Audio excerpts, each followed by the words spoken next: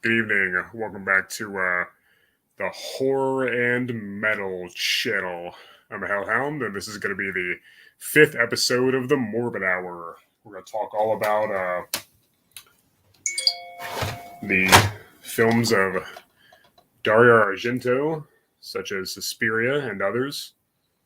And we're just going to look at Pantera, one of my all-time favorite bands. Hell yeah.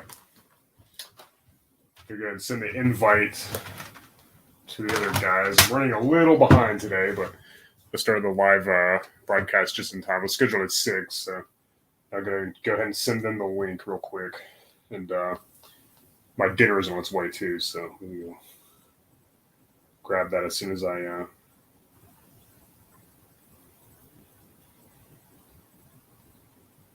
invite the other guys.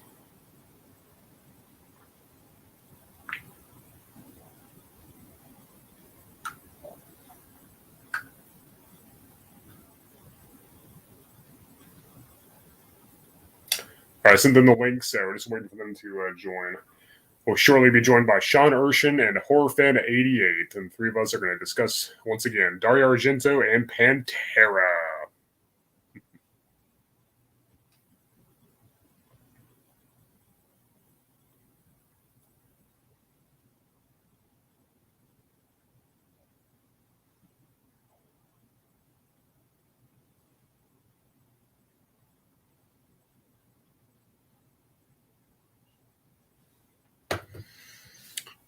Still waiting for the guys. Looks like we have 3 viewers. Welcome.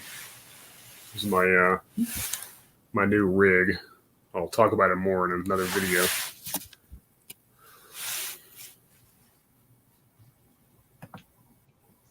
What's going on? What's going on, brother? How you doing? Good. Just saw you showing your new system there. Yeah, I figured I'd show it real quick. Juno 2000 is in the chat. How's it going? Welcome. Which Psycho movie do you like the most? Definitely the original, by far. And Matt Hale's in the chat. Hey, Hellhound, sorry I'm late. No worries, man. I just started like a minute ago. I was running a little late myself. What's up? What's up, man? Sorry for the delay. I was running a little behind. No problem. But I went live right at 6, so. All right. Psyched. Oh, yeah. Me too. Awesome shirt, dude.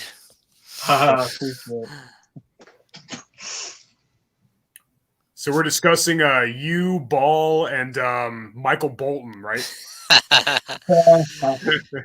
When a man loves a woman. Right.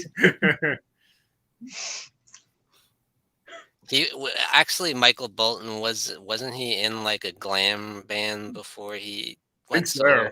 I believe so. Sorry, dinner's running a little late, so that's why I'm just waiting for you, grub. Yeah, I don't want to interrupt the video, so. So I told her I was gonna get started. If she could just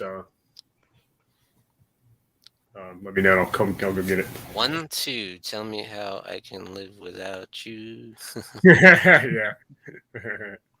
1, 2 in the chat. How's it going? What's up? 2000. I've not seen the new VHS 4 movie yet. I haven't even seen one. I didn't know there was 4 of them already. I thought there was. I know. What's up, James? James Moss in the chat. How's it going, brother? I went to Salem today, Salem, Massachusetts. All of that. How was it? Yeah. Love it. I love there. I go there every now and then. You know, obviously it's huge. Yeah. Right about now, you know. Yeah, for sure. I've always wanted to go there, especially during the fall season. Integrity 101 is in the chat. Simple. I see Pantera, I click. Hell yeah. Yes. Same here. I did listen to that power metal today. So what'd you think? Me a while. Yeah. I liked it. Yeah. Got that old school priest, Judas Priest thing. Exactly. Yeah, it's not as much. It's not so much a straight up glam metal album like their first three of Terry Glaze. There's a track or two that kind of has that sound, but I consider it just more like a traditional heavy metal. Yeah, I album. would agree with that. Yeah, like you It's said. still metal. Exactly. Yeah, it's like Priest or Maiden or even Queensryche a little bit. You know. I did notice a little Queens. Yeah, absolutely. So I guess we'll talk about. You want to talk about Suspiria or Pantera first? What do you guys think? I mean, Dario Argento or Pantera first. I guess we could go with Argento first and then end it with the metal. That's what I was thinking. Nice. That's what I was thinking. Jose Gomez in the chat. Hello. Welcome. A lot of Priest fans would love it. Yeah. Yeah. Yeah, I agree with that. Integrity 101, definitely. I think power metal is awesome. Very underrated, very overlooked. But I'll say my full thoughts when we go through their entire discography. Oh, so are we still doing the top 5 Argentos? Is it... Yeah, if you guys want to. Yeah. And then we'll talk about some of our other favorites or least favorites or whatever.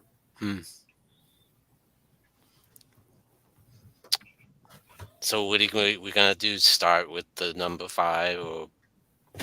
Yeah. A countdown from 5. Mr. Dan and Horror is in the chat. What's up, Mr. Dan? What's up? Those are some good selections, James Moss. Got some cool DVDs in the mail. Killer Party, yeah. Yeah, I got that on VHS. I need to upgrade to that Blu-ray when it comes out. Or it might already be out, I don't know. I got that from Rusting Willpower. She sent me that.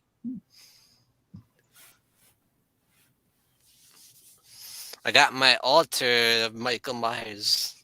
Hell yeah. You see? There you go. It's Halloween time. Exactly. I can't wait. Yeah, I even set up a little backdrop myself on this side over here, just all horror stuff. Plan on doing a video soon and having all that. So. Nice. Excellent. This is pretty much the only place I can film like a 2.5 hour live stream without being disturbed. So my backdrop's pretty boring. It's just here in my room. I see Critters, Reanimator. What's that? I see Critters, Reanimator. Yeah. Here's my new Lynette Quigley autograph I just got yesterday. Ah, yes. Yeah. I actually saw that picture today in Salem. They have the Nightmare Gallery, which is like all the wax figures of like the horror icons and stuff. Really cool. And they have a wall of autographs of people. Nice. She was up there. That's cool. Yeah, it was really cool meeting her. She was just awesome. I bet. Be right back. Hold on. Yeah, that's a nice poster up there. Thanks. I wouldn't mind meeting Linnea. Yeah. Should have asked if she'd come on the show. That would be cool. I thought about it. Yeah. It's hard though. You get nervous. Yeah. Yeah, but happy October, everybody. We are finally in October, and it's great. Yeah. My favorite time of year. Me too. Halloween kills in 5 days, so pumped for that. Yes, some frothing at the mouth. Right. I'm already geeking out about it. So. Yeah, I've been doing my utmost best to not watch any more promotional stuff, like all the TV spots every day and stuff. Yeah. I know they started showing like a couple of scenes from the movies and stuff. I'm like, no, I'm not watching that. Yeah, I'm not. I'm too afraid I'm going to run into a spoiler. Mm-hmm. Yeah. I already know too much already. Definitely. From the trailers. 1, 2. Do you guys have sour balls? Well, sure we do. Yeah. You probably don't get too many.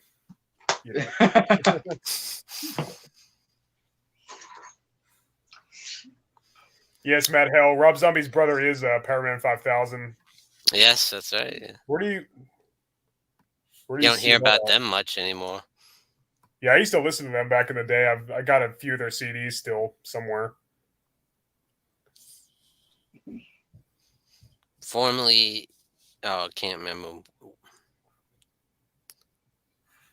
Yeah, they were around quite a while before they actually Right. got somewhat big. I think I don't know if they would have been without Rob Zombie being big though. Yeah, it's hard to say. Pretty cool that Rob Zombie does horror, and then his brother Spider One, but Paramount 5000 does sci-fi. I think that's an awesome idea. Yeah. I wish my brother would form a band and do science fiction, and then I'd do like a horror one. But he's like more of a rapper, so that's not happening.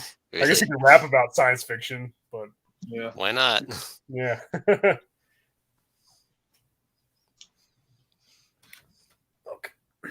Might not be hip though. It's like kind of like geeky Yeah. rap or something. Yeah. Rap about aliens and robots and And time Star travel. Trek and stuff. Yeah. I'd probably listen to it. Why not? You know. Are you guys planning on getting those first 5 Halloweens on 4K? Oh, I want to. I definitely want that 5 Halloween 5. You know, with the extra scenes That's there. cool, doesn't it? What was it, Dr. Satan or something like Dr. Death. Dr. Death. Yeah. I might get them eventually. I don't even have a 4K player yet, but man, I've bought those movies so many times, and just like, Yeah. man, to buy, as soon as I buy the 4K version, they're gonna have yet another format out with some other special editions. It's just like, They man, know. it's like Yeah. I'm tired of buying those movies. I have like 5 copies of Halloween 1 and 2. Mm-hmm. I'll probably Yeah. just get 4 and 5. I think. I might just get the first one or maybe the first 2. I don't know. Mhm. I would like Yeah. to see those deleted scenes on 5, like you said. I kind of have like this double-sided thing where the collector in me is just dying to get them because anything Halloween, I'm like, gotta get it. But Yeah. it's like one of those things where, do I need it right now? Because I have so many different copies of these movies. I got the Scream Factory box set, so I'm sure eventually I will get them. But Oh yeah. Hey, Phil's creepy videos in the chat. How's it going, Phil? What's up, Phil?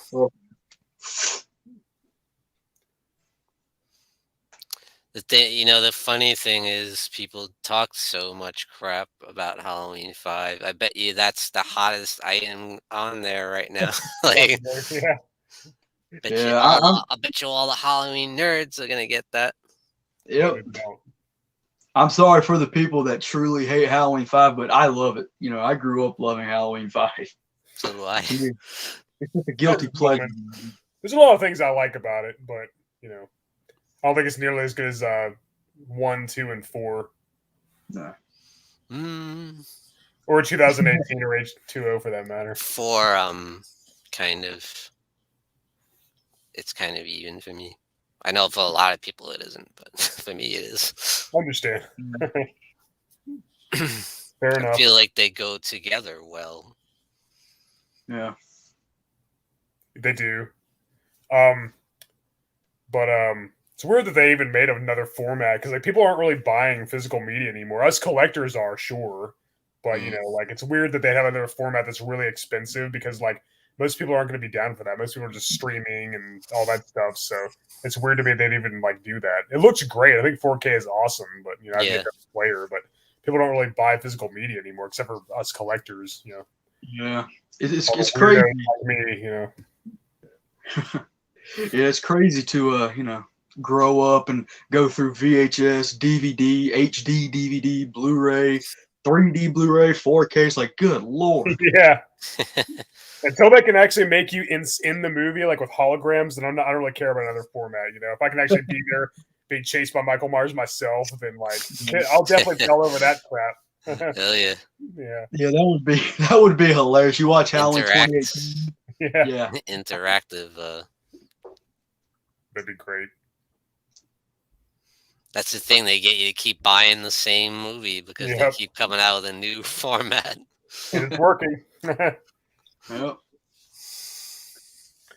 Phil's Still the creepy video same says he movie. has. Yeah, he did.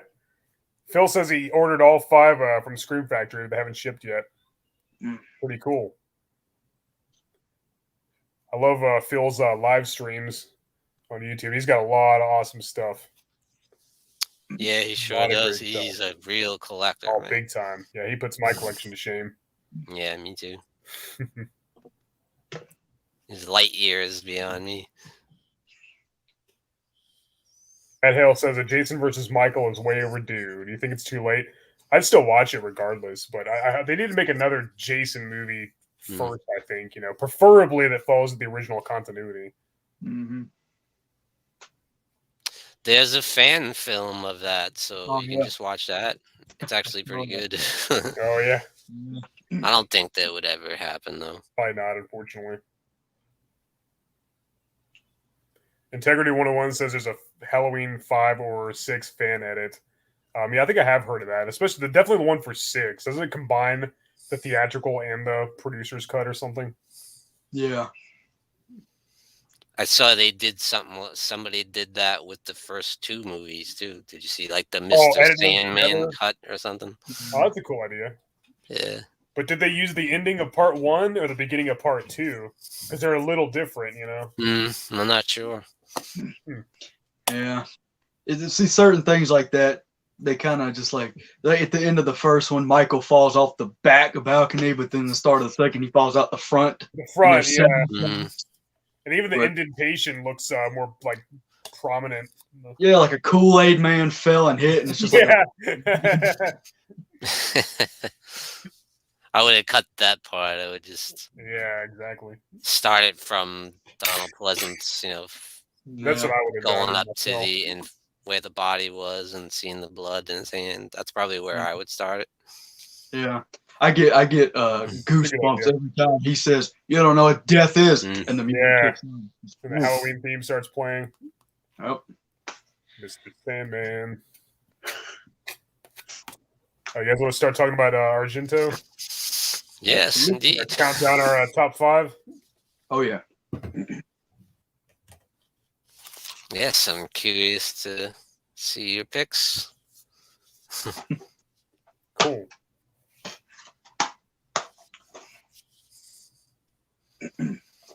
Who wants to start? I guess I'll go just to get it started. But my number 5, I've actually heard quite some mixed reviews on this one, but it was one of his first that I saw. Phenomena. Nice. I like this movie. It's kind of a mixture of genres for him. It's kind of got that shallow element and the supernatural element. You got Donald Pleasance in here, and that's always great. Really cool stuff. I love the score of the movie. I think the addition of the random heavy metal moments kind of just makes me chuckle, like the song Flash of the Blade from my favorite Iron Maiden album, Power Slave. Power Slave. I love that song. I got it on vinyl. Oh, yeah. And I think Jennifer Connelly was great in the movie. Cool. Yeah, I just really enjoy Phenomena. I know it's kind of mixed for people, but it's a good movie, I think. Agreed. So that is my number. Appreciate it. How about you, Sean? The Bird with the Crystal Plumage is my number 5 pick. And I only watched it recently from when I recently... actually, I watched it on Tubi first. Oh, yeah. And then I went and got the Blu-ray and watched it a few more times. And at first, I wasn't all that impressed, but after a few watches, you really get to appreciate it, I think. Definitely. I haven't seen that in years. It's classic Giallo for sure. Yeah, absolutely. I believe that's his directorial debut too, right? Bird with the Crystal Plumage. That's his debut, yeah. Right. Yeah, it was his first movie. First full-length feature film. I feel like he upped the ante with Deep Red, but this was a great starting point. Some of the plot is a little bit confusing, or I didn't really understand what the killer's motivation was. It was kind of random, like like little bit, yeah. why is she killing people? I don't understand. Yeah, Or it was pretty just out there. for shock value that it's this person. I don't want to spoil it. Pretty bizarre stuff, like as can be expected with Argento movies. The plot is not always the number one priority. Not quite, yeah. That was a little hard to follow. Not very clear, but still awesome. Yeah. I love the scene where the killer is at that guy's girlfriend's door, and he's like trying to hack through it with a knife, and she's freaking out, like she's really selling it, like, oh, she's absolutely horrified, like, and then she like comes at the door and tries to stab him in the eyeball when he's looking through the peephole. Intense. Hell yeah. About you, Hellhound? My number 5 is, I agree with Horror Fan 88. It's going to be Phenomena. That's right. Phenomena, even though this stupid VHS says Creepers. If you're going to watch it, don't watch this Americanized censored version. Watch the real thing, Phenomena. Pretty interesting premise. Jennifer Connelly, kind of before she was a big star, has the ability to communicate with insects and trying to solve a murder, and there's a mystery. Donald Pleasance is in it, of course. He's a favorite of mine, obviously. She's being picked on, and somebody's stalking her through the boarding school and stuff, slaughtering her fellow students. Pretty interesting stuff. It's kind of a basic premise, but there's a lot of interesting things going on. Kind of a few intriguing twists. Yes. A lot of things I haven't seen in the other horror movies, which is can be expected from Argento. He's always very creative and very visual, like always. I try not to go into too much detail with any of these because I don't want to spoil it, because it's kind of hard to talk about the plot of an Argento movie without just spoiling it completely. Some of the best parts are like definitely spoilers, just in case. I know there's people in that chat who haven't seen any of these movies, but I definitely recommend them. Definitely recommend Phenomena as my 5th favorite. I need to get the real version. I don't know why I haven't yet. It's been on my wish list for forever. Yeah, I got that one. Yeah. And there's some wild, crazy moments in there, like the the chimpanzee with the razor blade. Oh yeah. I like when that guy. I'm sorry. Go ahead. No, you go ahead. I like when the killer has like that, like spear blade with the. Yeah. Yeah, that was pretty cool. Yeah, I remember the first time I saw Phenomena is one of those times where, like, say you're watching a movie and then you're drinking and then you just like spit it out real quick. It was I was drinking, the killer was driving, getting away, and all of a sudden the monkey is just on top of the car, like, rah! I was like, what the hell? Pretty bizarre stuff. Oh yeah. Very imaginative. Yeah, very. Get the classic scene with Jennifer Connelly, hair's blowing the wind, and I love you all, and the bees are coming out and around the house, swarming the house, and yeah. And I guess that's just a trope of Italian horror. A lot of things won't make sense, but you just kind of got to go with it. Mm-hmm. Yep, just got to go with it. I wish I had that ability to communicate with insects. Might come in handy sometime, Nice power to have. Yeah, why not, I could communicate with like a spider hanging in my room saying, what the fuck you want? Right. That'd be good. But yeah, my number 4, this was actually really difficult and I'm kind of stuck between two, but I guess for right now I'll give the slight edge to this underrated film, Inferno. Nice. I really dig this. It's kind of the follow-up to Suspiria, the Three Mothers trilogy. Right. But I know I was talking to Sean, and we were both talking about the colors of this movie and how they're just everywhere. Like, yeah. somebody could go to the bathroom and all of a sudden the bathroom be completely green. But it's a really cool movie. I know the controversial scenes with the cats and stuff. Yeah, sucks. But overall, very underrated film. I definitely enjoy it. No, it's not as good as Suspiria, and I believe Argento was actually sick during making this movie, so it's probably kind of kept holding up production a bit. But it's a good movie. I like it. I think Mario and Lamberto Bava helped him out. Yeah. I believe so. Yeah, Lamberto Bava and him collaborated a few times before, I think. Yeah. There's some cool kills in the movie, like the one scene where the guy steps out and he's got the knife through the neck and he's all over That's what I was just thinking. Took the words right out of my mouth. Yeah, and you know the underwater scene in the beginning, that was beautifully shot, I thought. Yes. Looked great. So yeah, that's my pick for number 4. The whole movie's beautifully shot. Like you said about the lighting, at one point I'm like, where's this pink light come from? Like,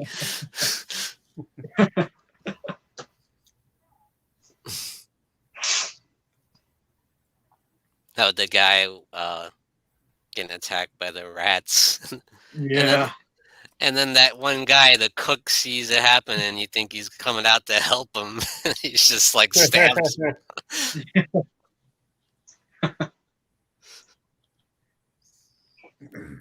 Jeff, very underrated. Yeah, definitely.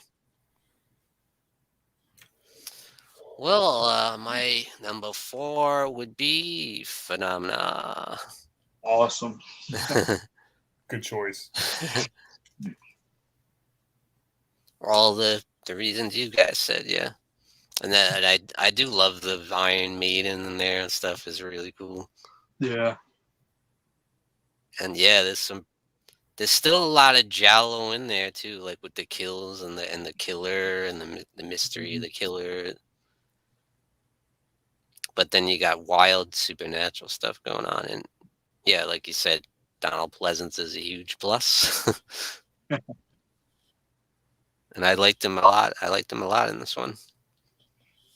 Yeah, I know some people comment on the fact of his trying to do, I believe, a Scottish accent. Some people said it's not too great, but it's Donald Pleasance. I mean, I'm not going to fault him. No.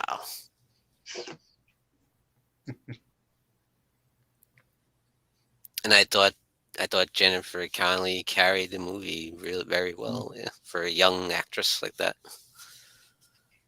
Yeah. And there was some pretty intense scenes, like the scene where she's like kind of sleepwalking on that ledge and she sees that one girl get killed and spear right through the mouth and she falls. I'm like, oh gosh.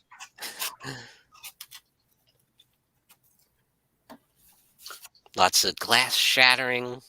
Yeah. A typical Argento thing. Yep. Like when the girl's running through the cave or something and she gets stabbed and her head goes through the window and then like the glass comes down on her neck. That was nasty. Yeah. Brutal stuff. Very gruesome.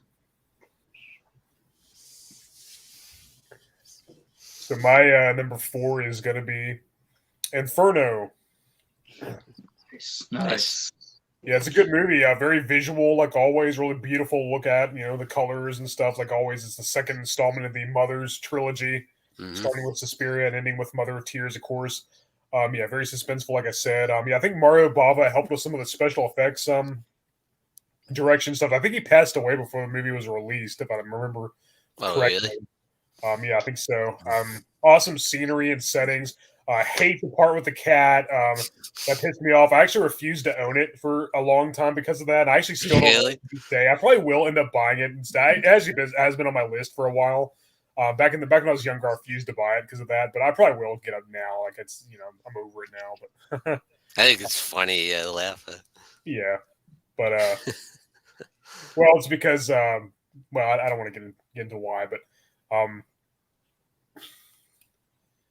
a little bit of controversy involving that scene. But anyway, definitely a bummer. definitely a downer. But anyway, I will get it eventually. It's been on my list for a while. Yeah, I still don't own it on any format, which I need to change. I definitely did own that one. And yeah, great suspense, great acting, great direction. I think it is very underrated, like HorrorFan88 said, and I do need to get my hands on it very soon. I'm really tired of not owning it. I should have just went ahead and bought it all these years ago. I don't know why I didn't. But Yeah. It has a lot of similarities to Frightening. Suspiria. It Say does more than definitely. any other work of his. Right. With the lighting, obviously, looks like a painting. Sometimes. Right. Exactly. Yeah, and that is what kind of irritates me a bit is that the third film, I'm sure we'll talk about, Mother of Tears, could not have been made around this same era, because then it could have been just a great trilogy and not just Yeah. two good films and a what in the world. But, yeah, the scene with the cat being thrown, a bit like jumping on her, is funny, and you could actually see the hand throwing the cat. And I didn't notice that. Yeah, I think that's fun. I just don't like what happens to the cat. I don't like some of the behind the scenes stuff that went on involving that. That's why it bothered me when I was younger. Not the scene itself, but like what happened during the filming of the scene. Yeah. The behind the scenes stuff, not what's shown in the movie, but still a pretty funny moment and a very cool movie. Yeah, really cool. Very frightening and pretty horrific. I always love stuff involving like covens of witches and stuff. Like that's always been really interesting to me, and that's just been one of my favorite things ever. So, it's right up my alley. I think Argento did a great job, and I think you're right about him being sick during a lot of it and having to have other people help him finish it. Mm-hmm. The production was delayed. Still a great film, very underrated. It's still got his style all over it, though. Oh yeah, it's very much Argento film through and through. Very visual, like always, with the colors and everything. You know what else I was wondering when I watched it? Like, who the heck is that girl that in the college class that the guy goes to, and he just like is mesmerized by her, and like, who is this girl? Like random, yeah. So random. Yeah, you'd be like, "Why are you staring at me, dude?" Yeah. I thought that was gonna like maybe go somewhere, or go somewhere else. Yeah, he thinks she's gonna be an important part of the movie. Yeah, that's what I thought. She's just like, she's gone. That's it. But my number 3 is the second Argento film I ever saw, and that is going to be Tenebre. Nice. Great giallo, I think. Really cool story with the book, and every time he kills, he'll stuff pages in the mouths of the victims. Really cool kills. I think there's this one character who's sitting at a table, and an axe comes through and cuts her hand off, and it's kind of artsy how she just sprays the blood all over the wall. A perfectly white wall. Yeah. Very bloody. You got the great John Saxton in there. Rest in peace. Love him. Score really good as well. There's a lot of cool shots in here. At the scene with the apartment where it's like just like this long take of the entire place. And, yeah. You got that classic kill, I believe, on the back. Right there where she puts the shirt on and he slices through it. And yeah. Just a really, really good giallo. Very awesome Argento film. Indeed. And I really miss these old Anchor Bay DVDs. They had the good cases, always came with the inserts and stuff. But yeah. The one I have is a white case on the DVD. I think it's still Anchor Bay, though. Oh, yeah. I think I have a copy of Hellraiser where they kind of did that line of classic movies with the white covers and an image. Right.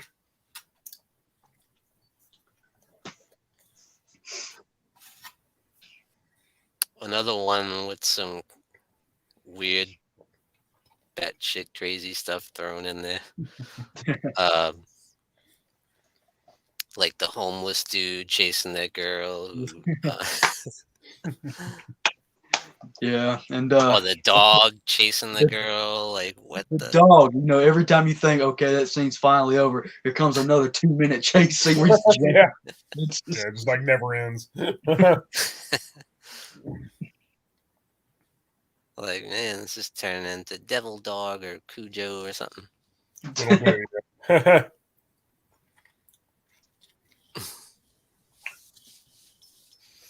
Well, that's my pick too. Tenebre. Just got this Blu-ray recently from Synapse. Very good one. oh yeah.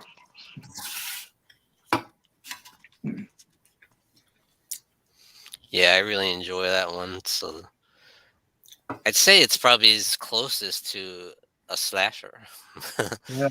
Yeah, true. But there's still plenty of giallo in there. Oh yeah, big time. And one of the best Jellos too, I think. Oh yeah, and I know this came out in, I believe, '82, so maybe he was inspired by the slasher boom and just kind of Yeah. wanted to put some of It that in had this to movie. be. Probably, yeah. It's very likely. I like when you hear the killer talk and perverts. When the girl breaks into her Yeah. house, like spy. Yeah. Awesome music too, and Oh, kind yeah. of Oh my gosh, yeah. like that scene when he's chasing. Great Like, score. and the camera work when he's chasing her is really awesome too. Oh, yeah. Spectacular cinematography. Yeah.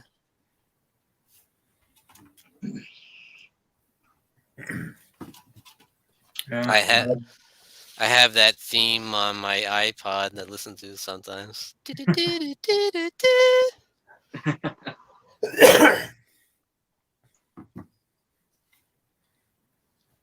And my number 3 is also going to be Tenebre. Hey. Yeah, very, very good movie. One of my favorite Giallos is very peculiar and outlandish as usual. Lots of great visuals and strange, out there scenes and weird, surreal, nightmarish vibe here and there. And yeah, the scene with the dog was odd and but really cool. I love the synth music score. Claudio Simonetti did the soundtrack. I'm pretty sure. Yeah. And of course, John Saxon's awesome as always. He's always been a favorite of mine. It also has Christian Borromeo from House on the Edge of the Park, which was directed by Ruggero Deodato, another great Italian horror director. So it's cool seeing him. And then, yeah, it's a great movie. Awesome premise. Very creepy and some genuinely horrific scenes. And I love it. It's always been one of my favorites. Absolutely. Great film. I think it was the uncut version that I have here too. It looks like. Yeah, I'm sure it is. Yeah. I think what's her name from Phenomena was in this too. Oh yeah. Dario know, Nicolodi. Yeah, that's it. Yeah. Yeah. I like mystery whodunits too. And then yeah, the killers, the voice and stuff, and then it's pretty gruesome murders, and I like the whole the novel, the aspect, the characters in the novel and the ties to the real world. That was pretty creative. Yes. Yeah. Very cool movie. And, one thing about Argento, I can say, you could watch plenty of, normal slasher movies and immediately be like, that's the killer. Yeah. You get it right. I don't think I have ever figured out the killer in an Argento film. Yeah, it keeps you guessing. Yeah. But my number 2, I adore this movie, Deep Red. I love Deep Red. Just a cool story, really cool kills. Of course, you got that classic kill where the guy sees the murder happen. Ooh, yeah. It's just gnarly. You got that one scene that you couldn't tell me somebody who made Halloween 2 didn't take inspiration from the hot water drowning up and down and all that. Yeah. That's what I was thinking. But yeah, really cool story. I like the lead of the movie. Cool music. You gotta love the Italian horror, bright blood, very bright red. Indeed. But I just really dig the story, the mystery aspect. It's just a great film.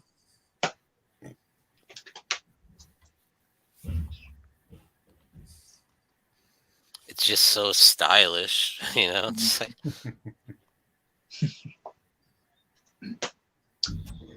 very cool movie.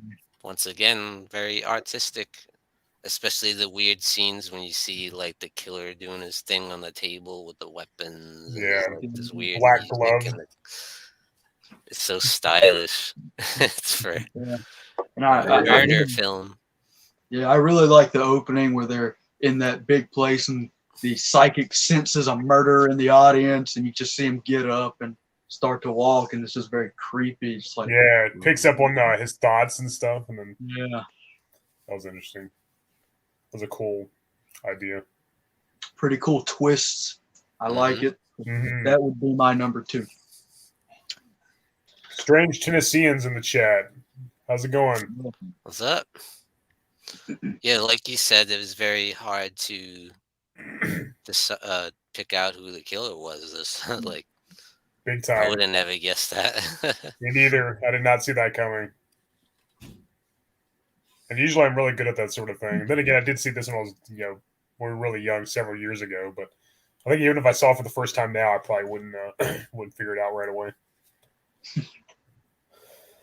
And it's a great. I love the ending with the flashback scene. I'm not gonna spoil it, but really cool. Yeah, it's just like, whoa.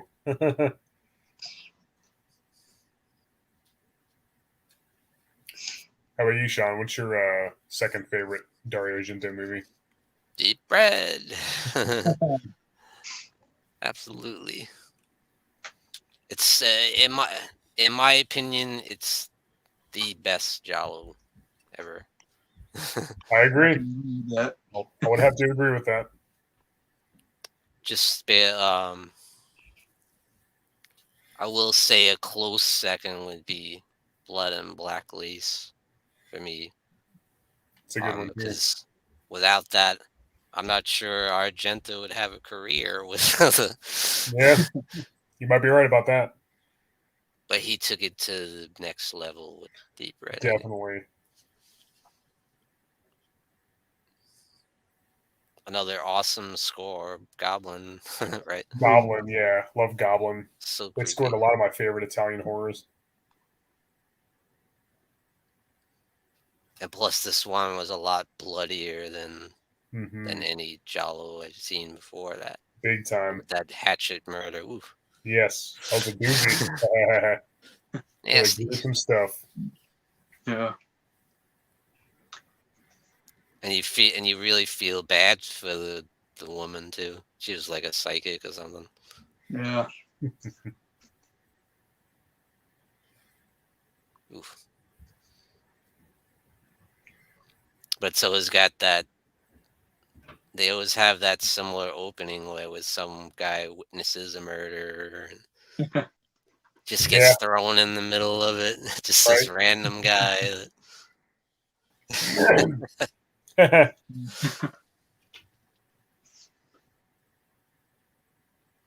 he gets caught up and the killer tracks him down, Yeah, I just love the way Argento, does his movies. I thought it was a very stylistic shot when you see your main character walking and then it's just like silent and then he looks up and you can see her like screaming and banging and then her head just goes through the window. I love that shot. Yeah. Brilliant filmmaking. Absolutely.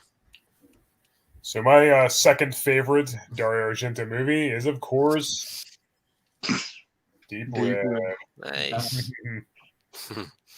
I had a feeling we were going to have a lot of similar choices. Another tie. Yeah. Yeah, I love this movie. Yeah, I like the scene with the psychic. Here's the killer's thoughts and drawn into the savage crime, and then the female reporter and the pianist. Yeah, very violent and shocking, and I love the ending, the climax. I heard that the co-writer wanted to come up with kills and disturbing scenes that the audience could relate to, which is interesting. And yeah, I think they did a pretty good job with that. Because not everybody's been shot and stuff. So I think that Daria Nickelodeon is in this one too, right? Yeah. Mhm. Yeah, yeah. That was her, of course.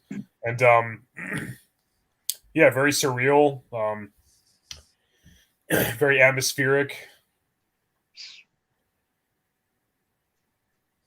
I love the when the credits roll. It says, "You have just seen Deep Red." That's so cool. A nice touch. It's like, indeed, Symphony in Red. How about this? How about the scene with the puppet thing? That's creepy. Oh yeah. Crazy stuff. How would you set something like that up? That's like Yeah, good question. it just like jumps out at the guy.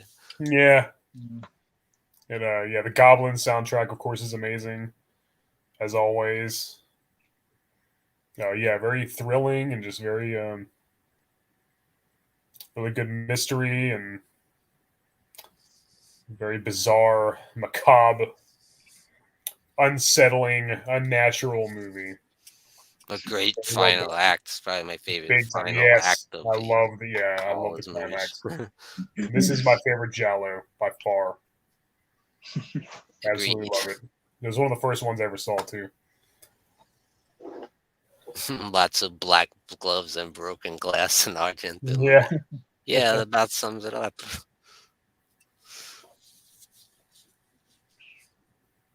Yeah, Claudio Simonetti and Goblin, they're just awesome. And the other guys in Goblin too, of course. Yeah, it's just favorite music. Yeah.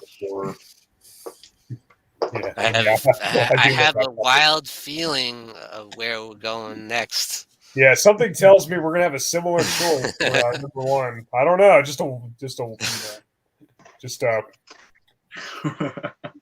premonition I'm having. My number one, to no one's surprise, of course, Suspiria. I had to. When I slept on Italian horror for so long, and I was just like hearing nothing but good things, and I was just like, whatever. So I went to FYE, and I believe I found this DVD, and I watched it, and it was like I just opened a whole new door into horror. Yes. And I was just know, right? obsessed it's like a whole with other Italian world. horror. And I watched a ton of Argento, which then led me to Lucio Fulci, Mario Bava, all the classic directors. And this film is just so stylistic. This is one of my favorite horror scores of all time by Goblin. But yeah, I watched this and it immediately jumped into my top 10 favorite horror films of all time. It's still in there. It's a movie that I can watch and this is a movie I like to turn all the lights off with, turn up the sound and just experience it. This is a movie you experience. Yeah. Yes. Beautifully shot, great score, great lead with Jessica Harper. And, yeah, I could gush about this movie all day. So yeah, Suspiria is my number one. Also, I do recommend this Synapse Films Blu-ray release because it looks amazing. I can get my hands on that real soon. But yeah, that's my number one, Suspiria. And once again, to no one's surprise, I got the same Blu-ray. Oh yeah. I mean, what can you say? Like you said, it's just one of the greatest horror movies ever made, in my opinion. Oh, where like Deep Red, he didn't create the giallo. Other people have done that, but this was something different and all his own. I think Yeah, definitely. For sure. it may still have giallo in there, but it's more of psychological. Yeah, it's just like a work of art. It's like a painting, Very high art. and at the same time, it's brutal as hell. Like that opening kill is unbelievable. Like, oh my god, The double murder. yeah. Yeah. You know, of course, you know, you question some things like that opening murder scene. It starts in the bathroom. You know, she's getting attacked, and then all of a sudden, I was like, "Where the hell did she go?" It looked like she was on a skyscraper somewhere, just getting. Yeah. But yeah, this movie is very atmospheric in itself. You know, like the scene when Susie's in the car and then she looks and she sees the person running through the woods. You got the music going. The pouring rain and Yeah. I also just love that opening scene where she's walking through the airport and every time the door opens, the score plays, and then every time it shuts, it stops. It's just great. I love it.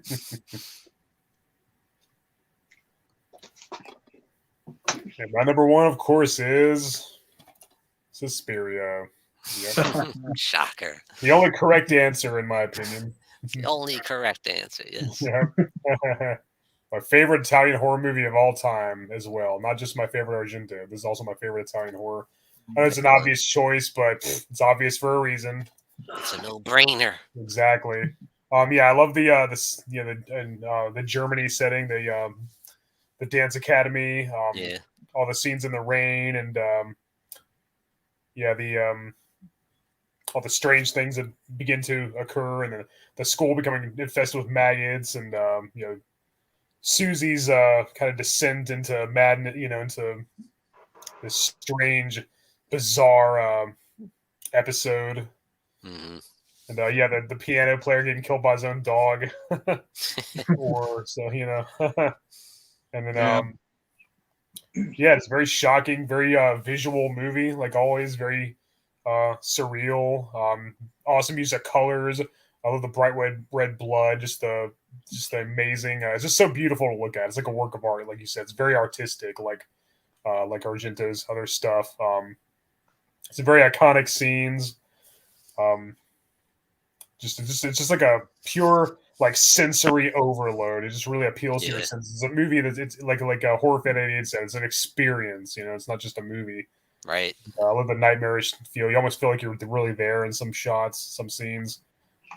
Just a absolutely expressive film, and just an excellent entry into the horror genre, and just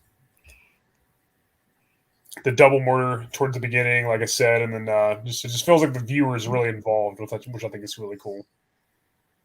Yeah. Real. I think it still holds up. It still blows me away every time I watch it. Absolutely. And yeah, the Claudio Simonetti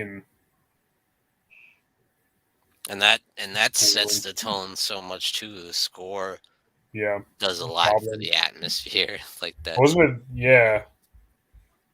it adapted from that Philip Glass composition? That one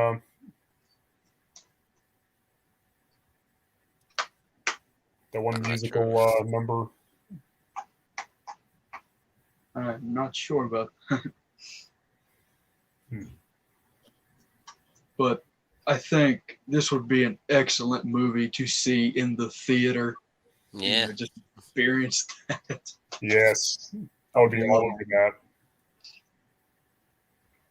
Yes, the sound design, yeah. Yeah. The hanging scene too. What about the girl that just falls in the barbed wire? She's trying to get away, crawls out the window and just falls in the sea of barbed wire. Oh man.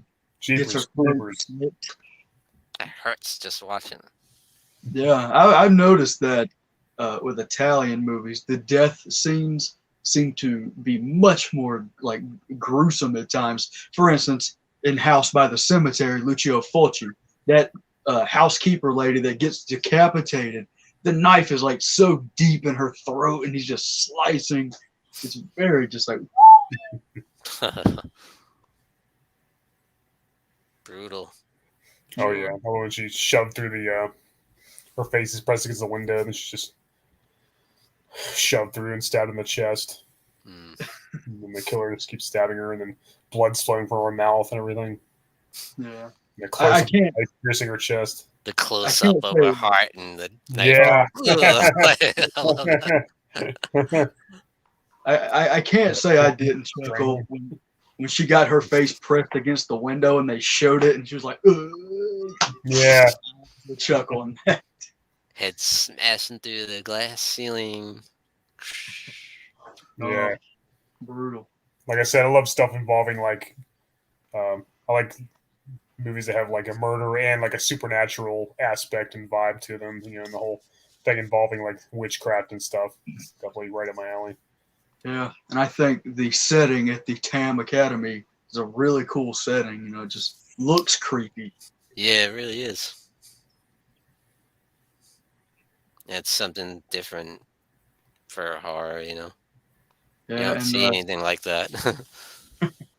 And I believe I heard somewhere, maybe in an interview, that fans of Argento at the time really did not like Suspiria. They wanted him to go back to his Giallo stuff. But this was one of those movies that over time became a massive classic and everything.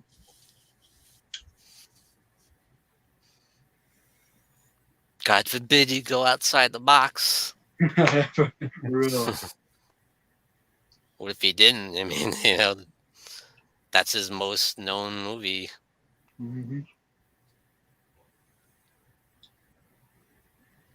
I still haven't seen the remake. I don't know. I've heard it's very different and it's its own thing, but I have not seen it.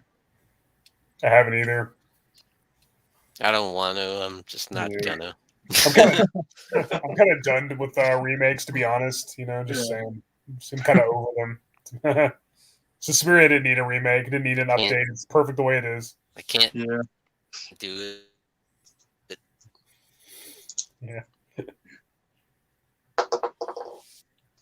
I'm still winded after the remake craze of the 2000s. Every horror movie is a remake, and you're just like, geez, just stop already. What was something original? Prom Night remake. Yeah, there was some horrid remakes that came out, like Prom Night, The Fog. Ugh.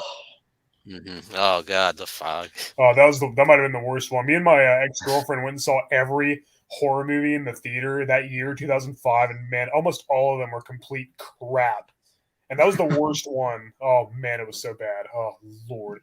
I will say that the thing about the Fog remake is, if you're going to watch the original, the Fog remake disc makes a great coaster for your drink.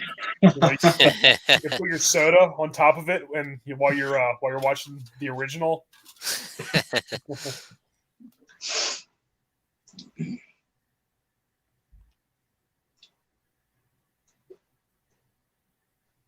Trying to think like of throw it up like clay shooting, like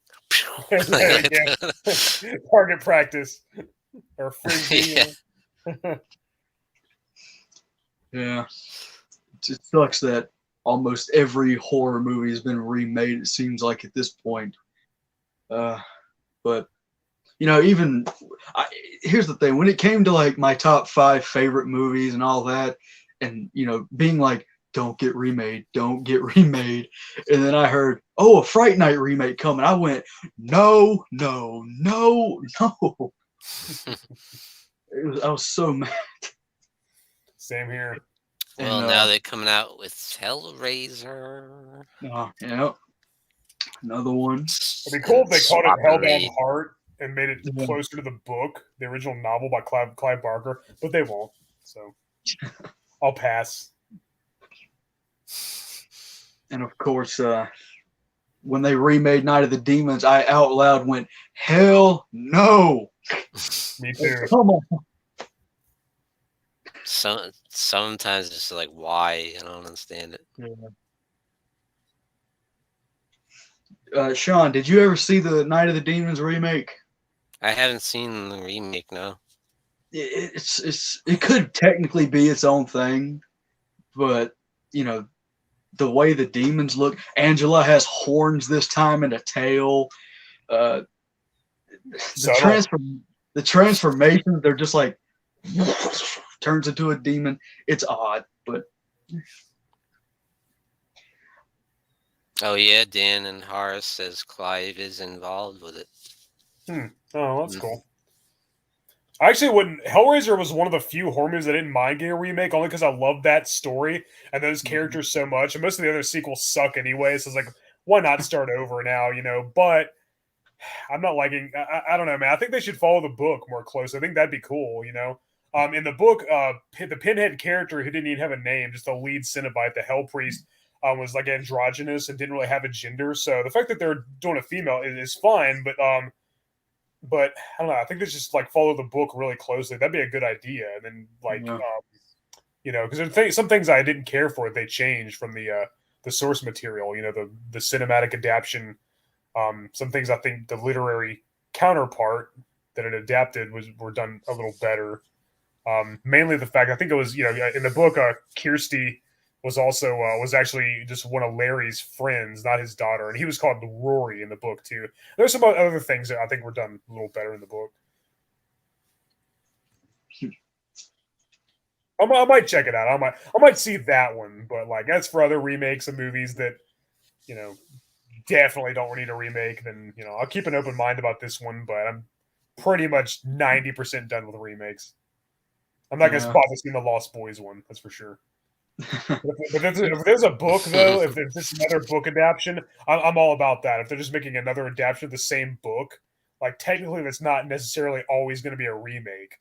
So I'm fine with that. Like with the 2017 movie, that was just another book adaptation. So those I'm fine with. But if it's just a remake of an existing movie that's just based on the movie, then no thanks. Rant over. How about some of Argento's other movies that we didn't mention? The ones that aren't in your top 5. Opera. That would have been. Opera's great. Good. There you go. Love Those this are my one. honorable mentions. You know, this is one where in the kill scene you got heavy metal playing, which is pretty cool. I think this. You know, it's actually pretty creepy. You know, the way the killer ties her up and puts the nails under her eyes, and he's just like, "I can take you whenever." Yeah. And it's just really cool. I like that. And once again, it's another one that's beautifully shot. Like the peephole scene blew me away when she looks through it and he points the gun and you see it travel through the barrel into her eye. Yeah, that was really cool. That was beautifully shot. That was just really cool looking. Very memorable scene. I think it would have been in my top 5 if those other ones hadn't beat it to the punch, you know. Because that came out later on like 87, I think, right? Yeah, 87. Hey, what's up, Trash Dash? He's a big Giallo guy. Oh, hey, Trash Dash in the chat. He loves Italian horror. How's it going? Hell yeah. I thought Mother of Tears could have been a little better. It wasn't like, it wasn't terrible or anything, but it wasn't. I think Argento could do better. As a conclusion to that trilogy, I think it falls short a little bit. Yeah, I've only watched it once though, so maybe I should get another chance.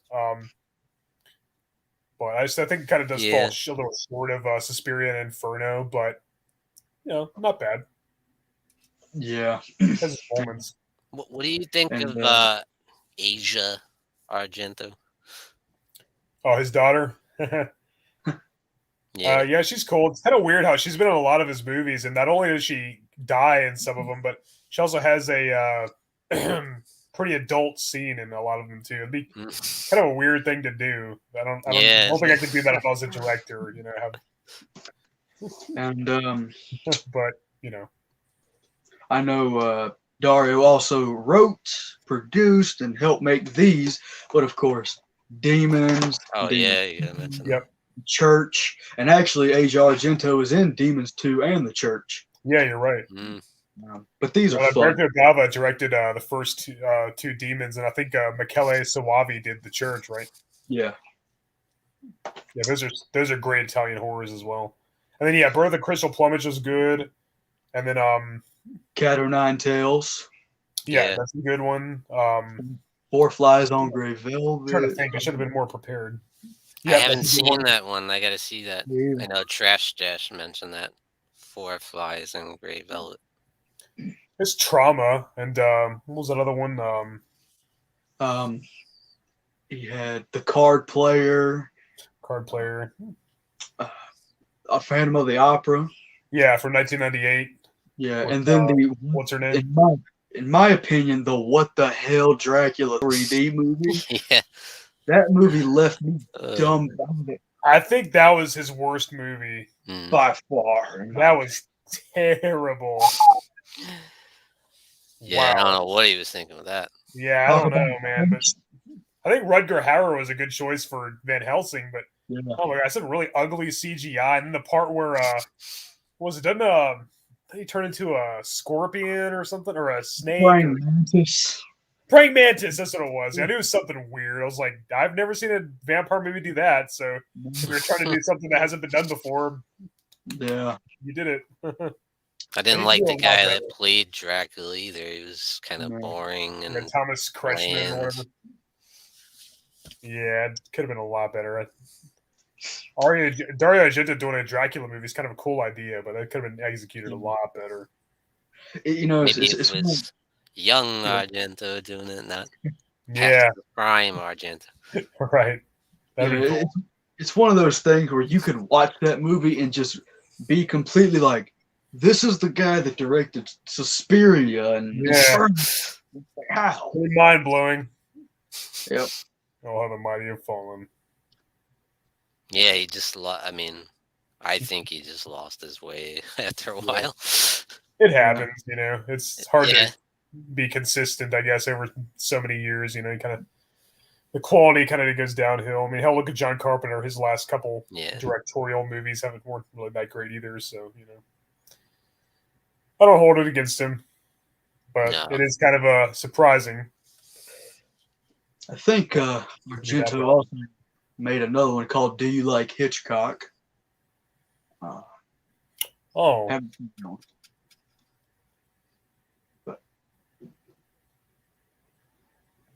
yeah, a lot of great films by him. I haven't seen Trauma.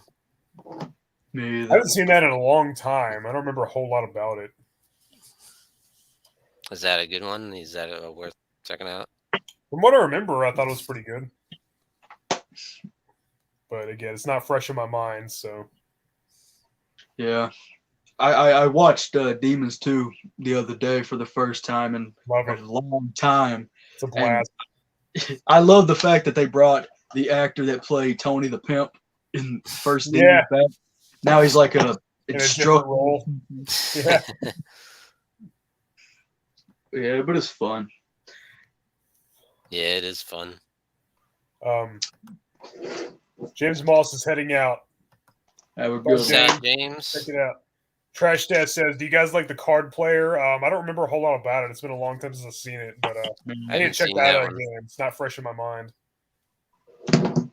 He did one called Giallo recently. That was yeah. Adrian Brody. Wasn't too good.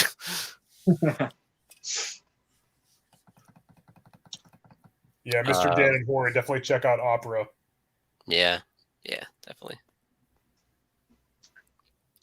It did have, although it did have a terrible ending.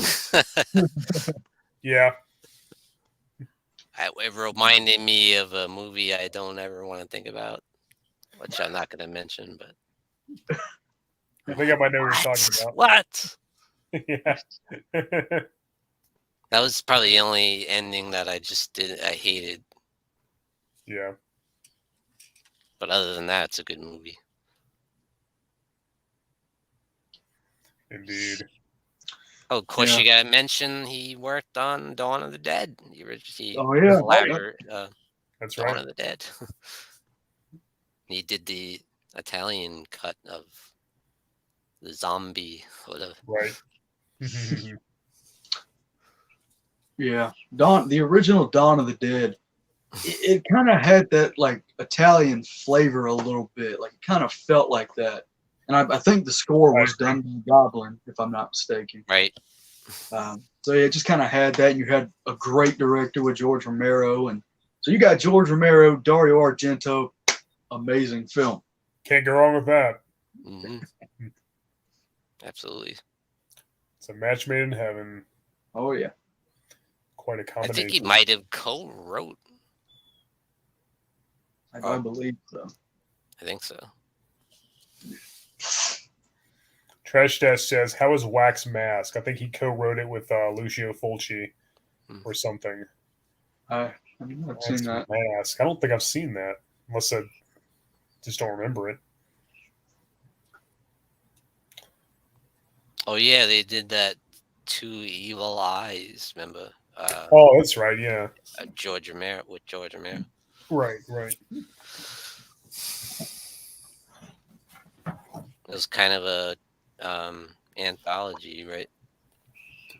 Yeah, I think so. Did that one segment. Yeah.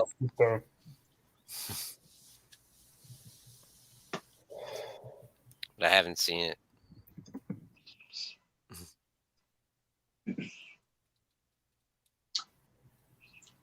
But question of the day: do you think they should slow down on the marketing for Halloween Kills just a bit? Because I know it's coming out in a few days, but like 10 TV spots a day, new behind the scenes stuff before the movie even comes out. Like I saw that they had like this video come out, like a B-roll footage and outtakes. I've said the movie didn't even come out yet, so don't put outtakes in there. Yeah, they're going a little crazy with it. Yeah.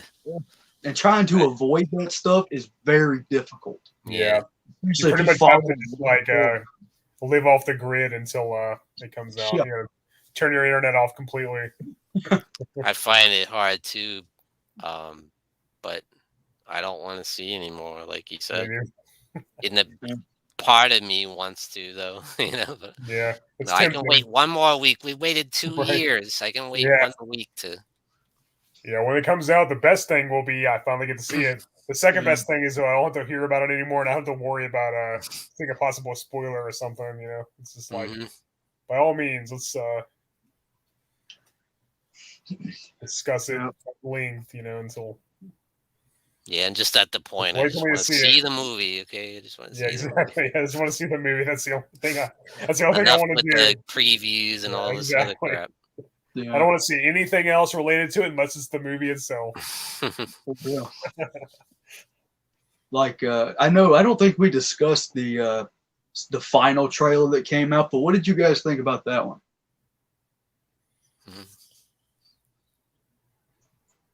What do you think, Hellhound? I actually didn't watch it because I don't want anything. Oh, you didn't even watch that? The trailer before that gave away way too much. And then I was like, oh my gosh, there's another trailer. It's like, that's going to give away even more. I was like, I'm not watching it. I don't want to know. You got better willpower than me. Yeah, I will not spoil anything, but I will say that there are some shots in there. I'm like, why the hell would you show that? Save that for the movie. Yeah, I've heard that. I've heard that myself. Yeah. I didn't even notice what the one they were talking about because I only watched it once. I didn't want to keep analyzing it. Right. Yeah. Because I guess you see something from the 78. Yeah. But I didn't catch that. I saw that. I saw a screenshot of that. Yeah. It's got to be hyped, that's for sure. But, you know, I'd still try to avoid that. I know they've already put out, you know, shots of what the 78 mask looks like for the flashbacks. Yeah. It's a mixture with people. I already hear people just like, something looks off, don't like it. And I'm just like, this is the closest look we've had to that original. Oh, yeah. How can you complain about that? Like, at least it's not Halloween 4 or Halloween H2O with that big ass like.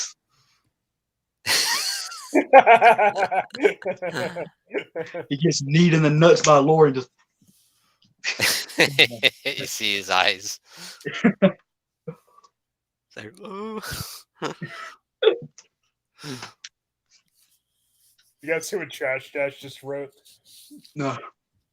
Said, I read the script. Michael finally has a breakthrough in therapy and becomes a worldwide symbol for world peace. In it, he transforms from ultimate killer to pacifist. Did you see that they were trying to remove the fire scenes from like those people writing a petition to take it out of the movie? Because I thought it was just a movie. I didn't know he was actually killing people in real life. But, yeah, come on. You know, Yeah, it's getting a little ridiculous with stuff I got like worried that. there for a minute. Like, are you kidding me? They're gonna take it out 1 week before the movie. yeah. It's ridiculous. I'm excited to see the mob go after Michael and Michael just go on a rampage. Let's hope they don't. Let's hope they don't have another Ted Hollister incident in Halloween 4. Yeah. Damn it, Ted Hollister. Oh shit! Yeah, he's killed cops before. You know, what's a fireman? Michael Myers doesn't discriminate. He killed a kid in the last one too. You know, it's like it's almost as if he's supposed to be the villain or something. You know. Yeah, I guess he's just handing out flowers instead. Like he's just give the fireman a flower. You know, here you go. It's like, oh, he's supposed to be selective now. Yeah. Oh, he's a firefighter. I can't kill him. Yeah, that's ridiculous. And I will say that sort of thing. That actually made it pretty tense when I saw Halloween 2018 in theaters, because when the kid runs back to the car, I'm like, Michael's not going to kill a kid, and all of a sudden breaks his neck. I was like, oh shit. So then when he's walking through the house and he looks at the baby crying, I was like, hold on now. Yeah, I was like, uh-oh, yeah. But they were complaining that Michael Myers is too brutal when he wasn't really in the first one. But to be fair, he was pretty brutal in the original Halloween 2. I know this one doesn't follow that one. There's no continuity, but I don't mind it being really brutal. I think it fits his character, you know. I think it's fine.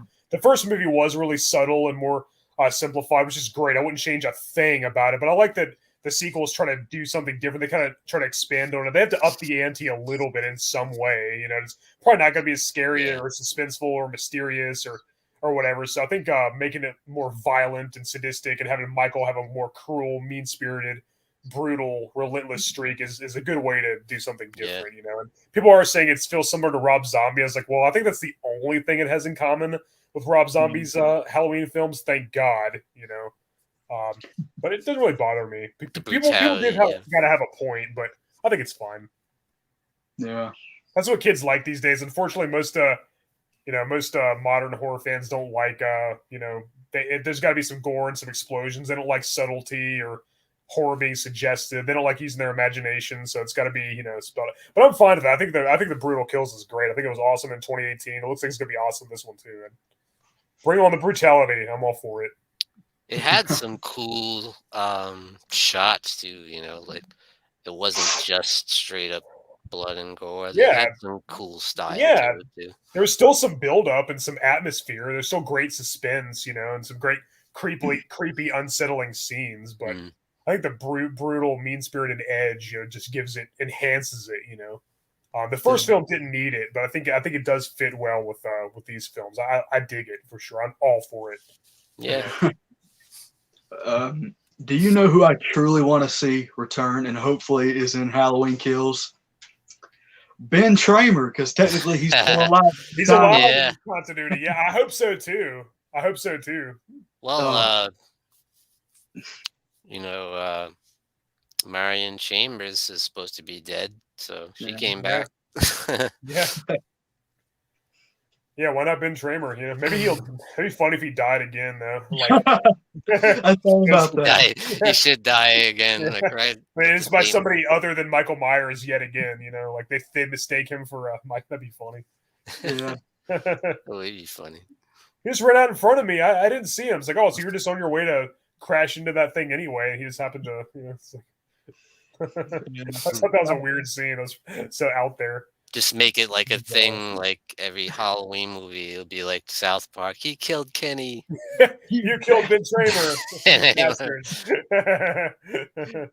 And I've actually heard a lot of people discuss this. Do you prefer Sheriff Brackett or Sheriff Meeker? Because Brackett gave Loomis shit constantly. When Loomis went to Meeker and was like, Michael's here, he was immediately on it, just like, okay, let's go. So that's tough. I kind of like the contrast between Brackett. I think Brackett's a more memorable character. I kind of like that, how him and Lewis are going to have that thing going on, kind of like almost like a good cop, bad cop type of weird vibe. It made it interesting, that clash of... Yeah, exactly. Yeah, I kind of like that. You let him out. Bud. You let him out. Yeah. Damn you for letting him go. Right. All right, so almost at the 7:30 mark. You guys want to discuss some Pantera? Is there anything else you want to add about Dario Argento or Halloween Kills or anything? I'm ready to get into it. All right, so let's all just discuss their albums in order. So I'm just gonna say the first three with singer Terry Glaze, when they're more glam metal. I kind of gonna group them all together. Let's see, Metal Magic, I Am the Night, and Projects in the Jungle. Mm-hmm. Did I get that right? Yeah, I believe so. Just double check. Yeah, that's right. Yeah, I'm pretty sure that was the order. I almost consider that a different band. They were more glam metal. Terry Glaze, like that whole thing wasn't. It's just not really my cup of tea. Dimebag's playing was still great, or actually Diamond Daryl back then. He was still very skilled. Yeah, Metal Magic, Projects in the Jungle, and I Am the Night. I think I had the second, third one mixed up, but yeah, I kind of considered them one entity. It was like a different band. Then they got Phil Anselmo and became a different band, and then I'd say the early three are worth checking out, the independently released ones, just to see what they were like back then, just to see how much they changed and evolved as a band. And the first one they did with Phil, of course, is Power Metal, and I think this is one of their most overrated, their most overlooked and underrated release. Their most overlooked and underrated release.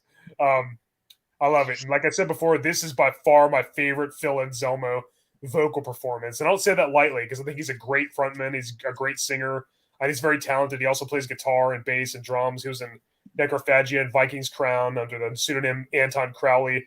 But yeah, I love his vocals on this. He sounds like Rob Halford meets Jeff Tate. He hits those high notes like it's nobody's business. He sounds amazing. I wish he would have hit those high notes throughout their career. He could have still done the more tough type sounding the groove metal type voice, I guess. But it would have cool if he did some high notes here and there too. He still did it quite a bit on Cowboys from Hell, which I'll get to in a minute. But yeah, great album. I love the opening track, Rock the World. It was like, Rock the World. That's awesome. And then then Dimebag himself sings on PST 88. He had a pretty cool thrash metal sounding voice. I thought he sounded just like James Hetfield. He did. He sounded a lot like him, or maybe kind of like Chuck Billy, early Chuck Billy from Testament. Yeah. But yeah, great album. Fans of Pantera that haven't heard this yet, definitely check it out. I think it is freaking phenomenal. And I put this off for so many years. I slept on this album for so long. For one thing, it was really hard to find. For another thing, I just said, oh yeah, it's probably just glam metal. I'm not into that. I'm sure it's good. Then I listened to it. I was like, that's what I was afraid of. I freaking love this album, and it might possibly be my favorite. That's what I was afraid of. Yeah. I don't know. I think there's still another one that I like a little bit more still. I'll admit, for another reason but being that I'm more familiar with it. But yeah, solid album. Check it out. I enjoyed it. I loved it. It's different. It's just interesting, the transition, the progression of them, huh? It's like the barrier, and that album is like the barrier between the future Pantera and transition. Yeah. I think too many people dismiss it because they think it's going to be like their first three of the glam metal, and I think those are fine for what they are. But I think people are missing out when they don't listen to this one just because they think they're going to be like their 3 CDs with Terry Glaze, Terry Lee. I think it kicks ass. Yeah, it's really cool and strange at the same time to hear Phil hitting those high notes, and then you go a few years down the road and he's all, ooh. Yeah, I know. What a difference. I know. Like night and day. Yeah, and now he pretty much talks like he sings. Yeah. Yeah, he Very talks deep. like that, dude. Hey, guys, I'm still Anselmo. Yeah. I agree with Integrity 101. We'll Meet Again has a great Dimebag guitar solo. I freaking love it. Yeah, Dimebag, I know it goes without saying, but Dimebag's guitar playing on this is on point.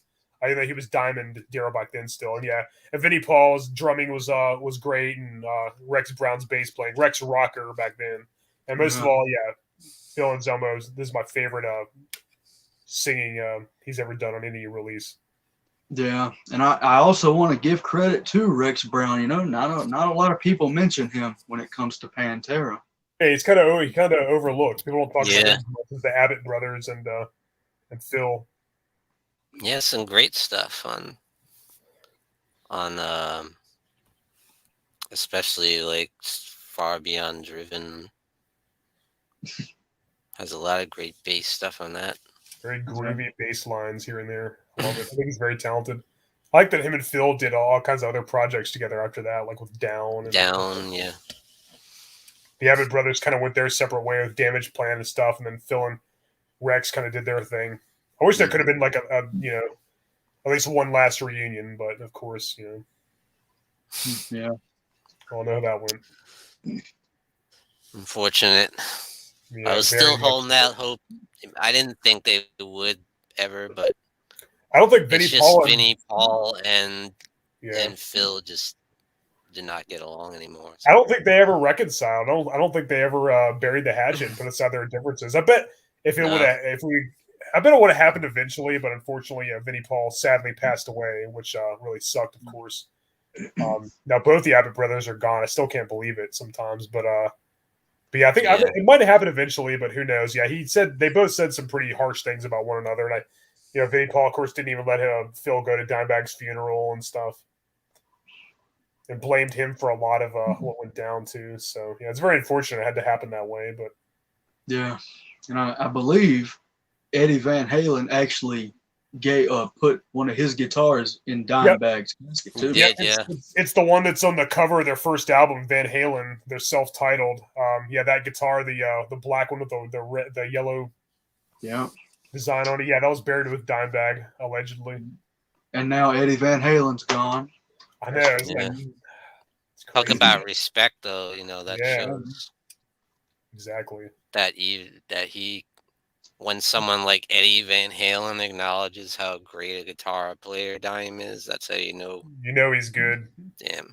I hate when people say, pisses me off so bad. People say Dimebag is overrated. He's only popular because he died. That just infuriates me.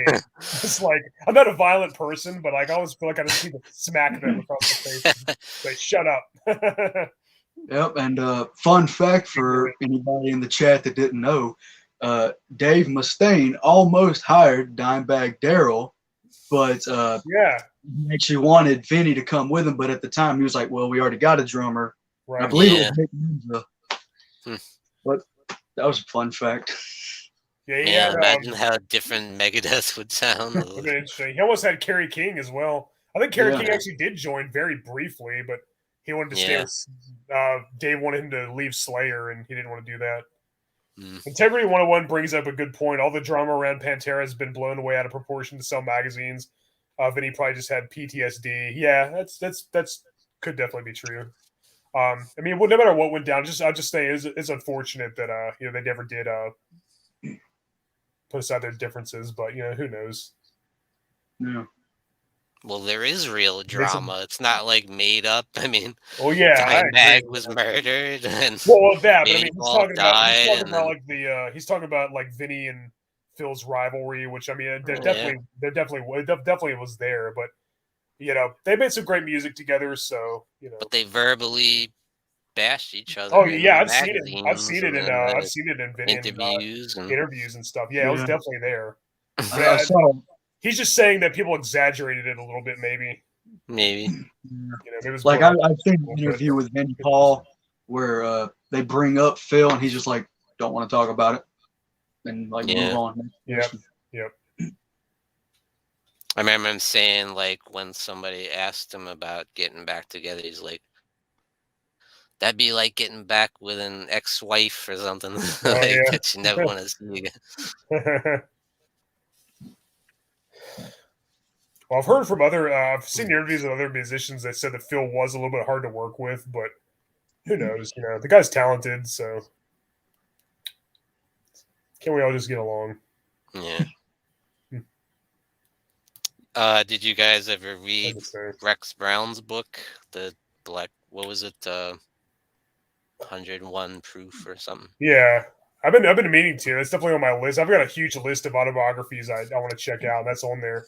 It's really interesting. Really interesting. I was always hoping Vinnie Paul would make one talking about him and Dimebag's youth and stuff, and how they first wanted to play, learned their instruments and got into music and stuff. But of course, that will never happen. It'd be cool if Phil wrote one. Yeah, he could still. But Rex probably talked about, you know, well, obviously, I'm sure he talked about like even before Phil was in the band when they had Terry Glaze and all that. Oh yeah, he talks all about that. Yeah, I figured. Everything, the whole history. It's really awesome. Good. I'll definitely check that out at some point. There's even a part that made me laugh when he talked about Metallica, how he hung out with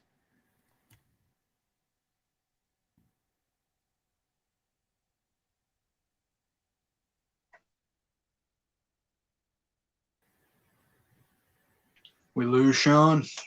Uh-oh. Hope not.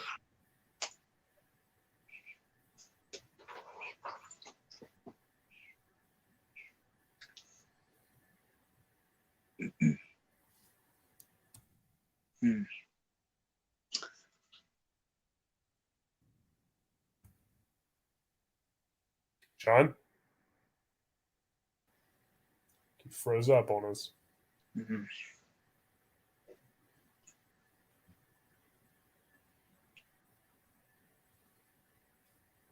We are experiencing technical difficulties. Yep.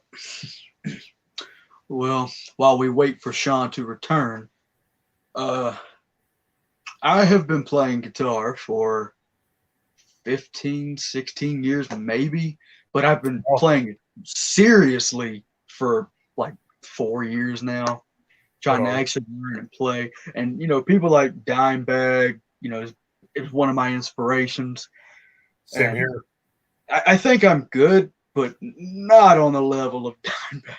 Oh, I'll probably never get there. If I could be like 1/4 as good as him, I'd be happy. Like the way he did those solos, just yes, blows me away. Definitely a phenomenal guitarist, obviously, but you know it goes without saying. Welcome back. Sorry about that. It's all good.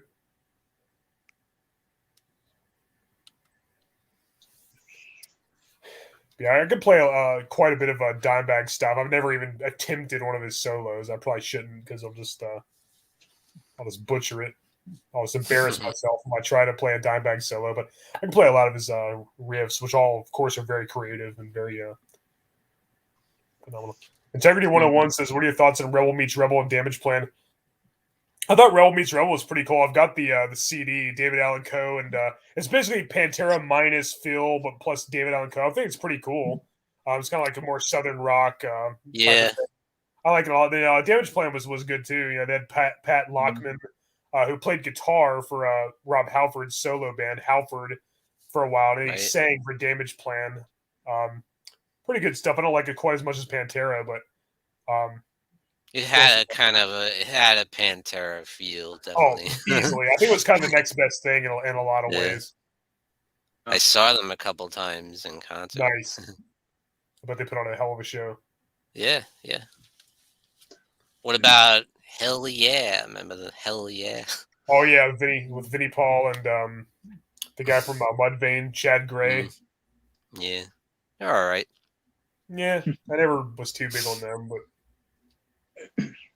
no, just not my cup of tea. They're talented. They got skills, just not really my type of thing, you know. But anyway, you guys ready to talk about this one right here? Yeah. From Hell. Now, I'm not as familiar with power metal, so like I said, I don't know if I should. It might be too bold of a claim to call that my favorite, but so I haven't listened to that one as long as I have with this. So I've been listening to this since I was in, God, I don't even know, like I was a Pantera fan before I became a full-fledged metalhead. I loved them before I even got into metal. As a teenager, I just absolutely adored this band, and still do. They're one of the few bands I still listen to from back then. And this was always my favorite, and probably still is. You know, we got the title track, of course, "Cowboys from Hell," "Cemetery Gates," one of the most iconic, memorable songs. I sent you guys the video of me playing that earlier. Yeah. I'm getting there. You know, I'll You're never rocking be that. Dimebag's. Yeah, it's a very fun song to play. And I've got another guitar player who can play the solo almost note for note. So I think we're gonna kill it. We're gonna probably do a cover in the band, and we'll do our best. Try to rip it That's off. a great solo. Yeah. Oh, it's awesome. Yeah. He's way better than I am. But anyway, Cemetery Gates. My favorite song, I think, is actually "The Sleep," and I think that's my favorite. Ooh, nice. Phil and Zelma's song. I love the opening, the melodic opening riff. And then I love Phil's vocals. You know, will we survive? And then at the end, like, we survive the sleep. I love when he hits those high notes. It's awesome. And his lyrics are really cool too. A lot of people give them crap for having the whole tough guy thing over and over, but no, a lot of his lyrics are a lot more deep and more thought provoking than people give him credit for. And I think this album is definitely a testament to that. Yeah, I like the way he writes. Then of course there's Primal Concrete Sludge, Psycho Holiday, Domination, of course, The Art of Shredding. Oh man, this is a lot of my favorite Dimebag riffs and solos. The guy was just a guitar god, and I still worship his playing. I'll never jump on the bandwagon of people saying he's overrated because that's just stupid. And just listen to Cowboys from Hell if you think exactly. That's like he just destroys on that. Exactly. Yeah, he's just phenomenal. Just his skills are just immaculate. He has some serious chops. And yeah, everybody else is on point. Vinnie Paul and Rex, and of course Phil. This is one of my second favorite Phil vocal performance because he still did a lot of the high notes, even though he kind of did a good even mix of the and then the groove metal vocals and those high pitched screams, which are awesome. Yeah, that still sound a little bit like Halford here and there, especially in that song "The Sleep." And I love in Cemetery Gates where him and Dimebag have kind of like that little duet thing going on. The guides, and the guitar's like, that's badass. We gotta find somebody who can sing that when we cover it with our band, because I think the singer we have now probably can't pull that off. I love this album so much. The Cemetery Gate solo is one of my favorite solos ever. It's like haunting. I think we lost. There we go. Oops. Yeah, it is haunting, and the way he mimics Phil's high screams with the I love it. Awesome. Of course, Domination. A lot of people do prefer the live version of it from, I believe, Moscow. The Monsters of Rock, yeah. Yeah, because that breakdown was so heavy. Yeah. It was just like dun-dun-dun, dun-dun-dun.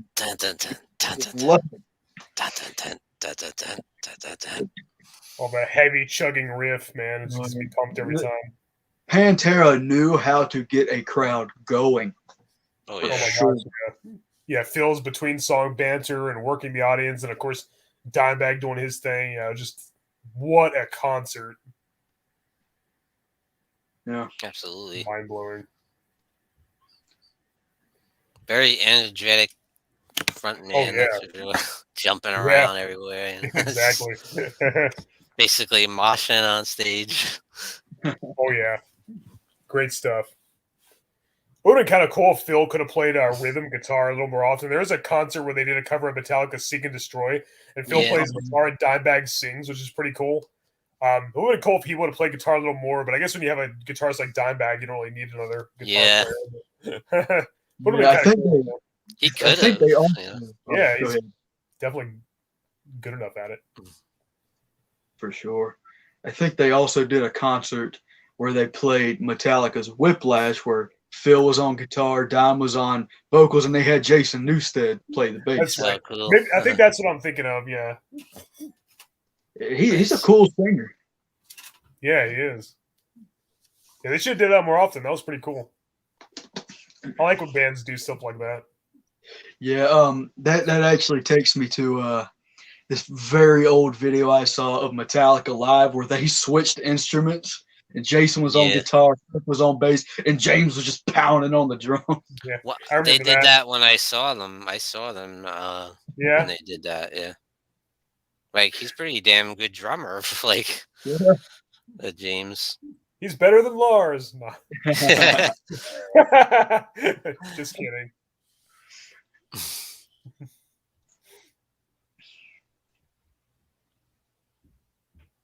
But yeah, Cowboys from Hell to me is Dimebag's shining moment for me. I think so He too. just kills it. A lot of my favorite solos are on that album. Just some crushing like riffs, like Message in Blood, like sick. Very much so. And I gotta odd. get me a Dean Razorback. You know, it'd be really cool to get the Dimebag custom one, but Yeah. Like to I me, actually never he had a Dean established before. himself truly with that album. Like, man, like this is a guy to reckon with. Indeed. Doomsday's Crypt is in the chat. How's it going, Doomsday? Welcome. Welcome to the show. This has been the Morbid Hour. But as far as like my favorite album goes, it's a tough one between this one and the next one. You know, they kind of flip flop. But yes, Vulgar Display of Power. It has a lot of their classic songs, you know, like Walk, Hollow, This Is Love. I can play, what is it? A New Level on guitar. That is Nice. very heavy. I love the. I just love My that drum. favorite Pantera song. Oh, yeah. Yeah, It's just a badass album. that's just Pantera defined right there. Yeah, this actually was my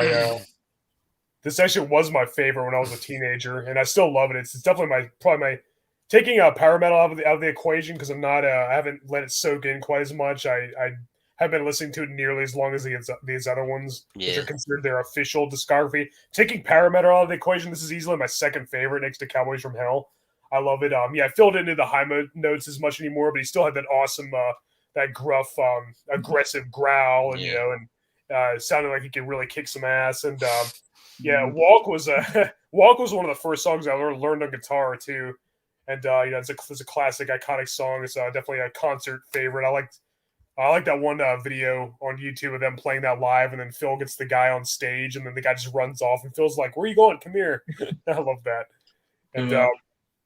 then of course, Ebbing Hostile is another great track. I love Dimebag's guitar playing on that. This Love, of course, another fan favorite.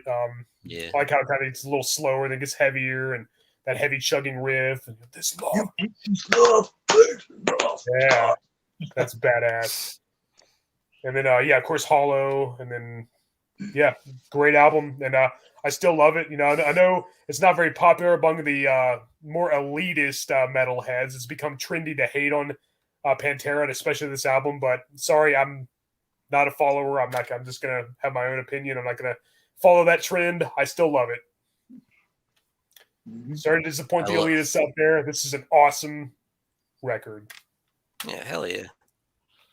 Yeah, It Mouth just blew me for War. away when I first heard it. You know. Same here, and it was my favorite when I was younger. Like I said, now I prefer Cowboys from Hell, but this one's still a great one. Mouth for War, and a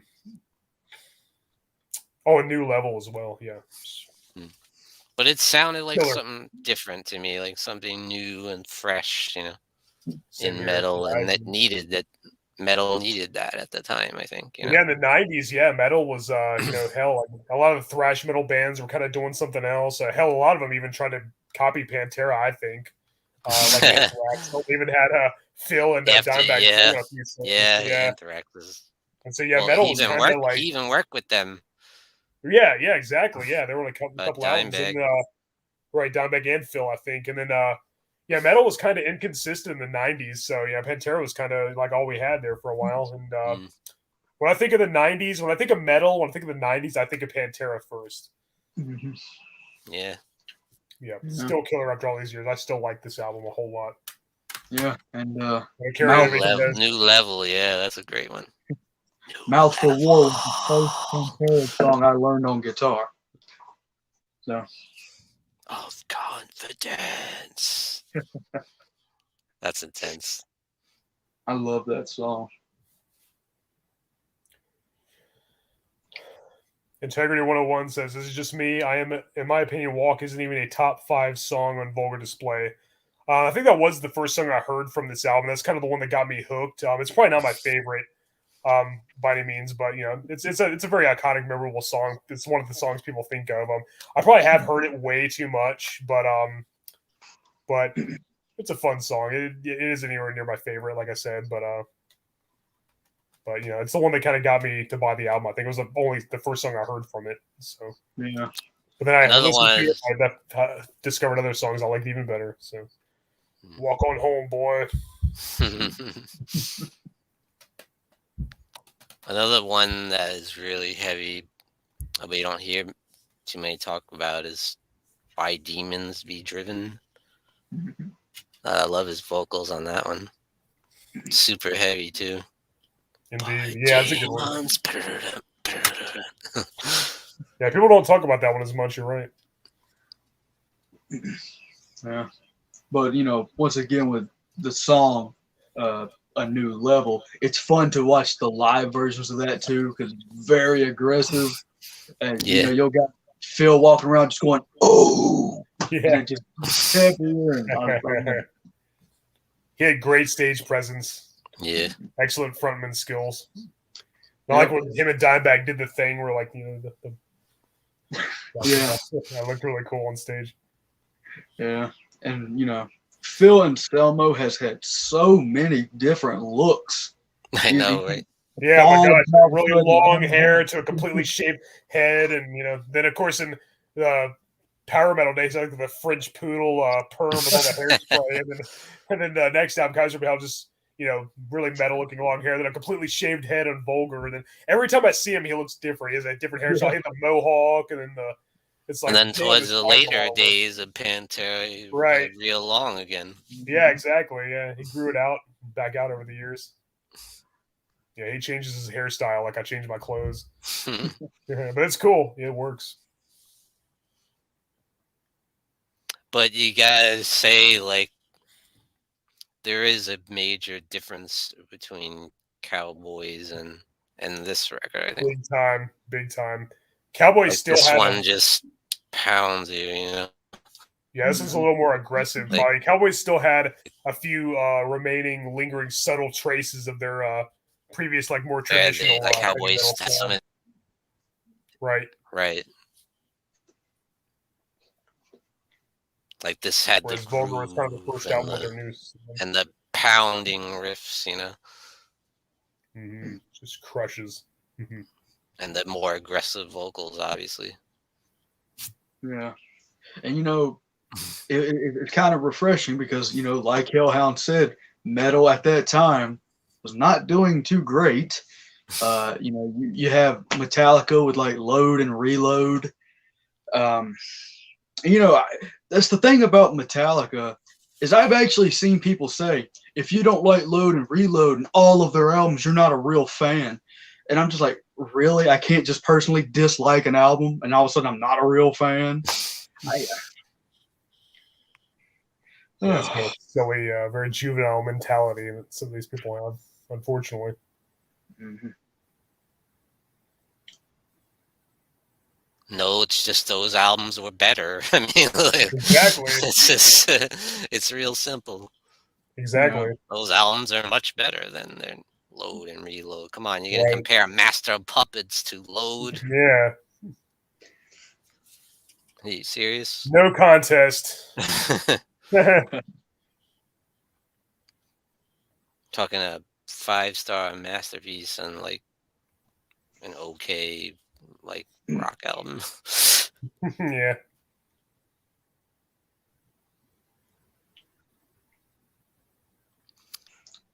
Well, how about the next one?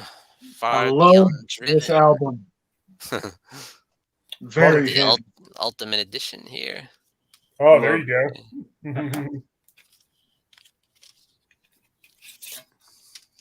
This album was heavy. #1 on the Billboard charts. How about that? That's right. Yeah.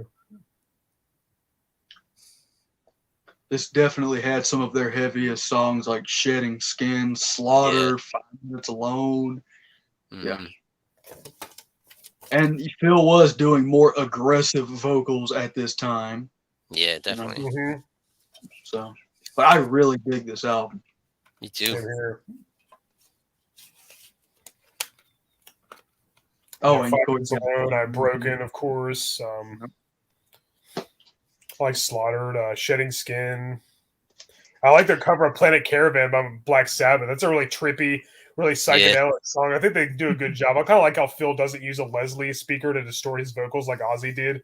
I actually like the alternate version on the deluxe edition of Master Reality that I have from Black Sabbath, where Ozzy doesn't use that distortion on his voice, and Phil doesn't do it either. And I think it sounds even better without that distortion, I think. And yeah, I really, really like that cover of that. It's really sick. I wish I had I think there's a version of this one or one of the others that has a cover of Hole in the Sky, also by Black Sabbath. And they rip it up. They tear it up on that song too.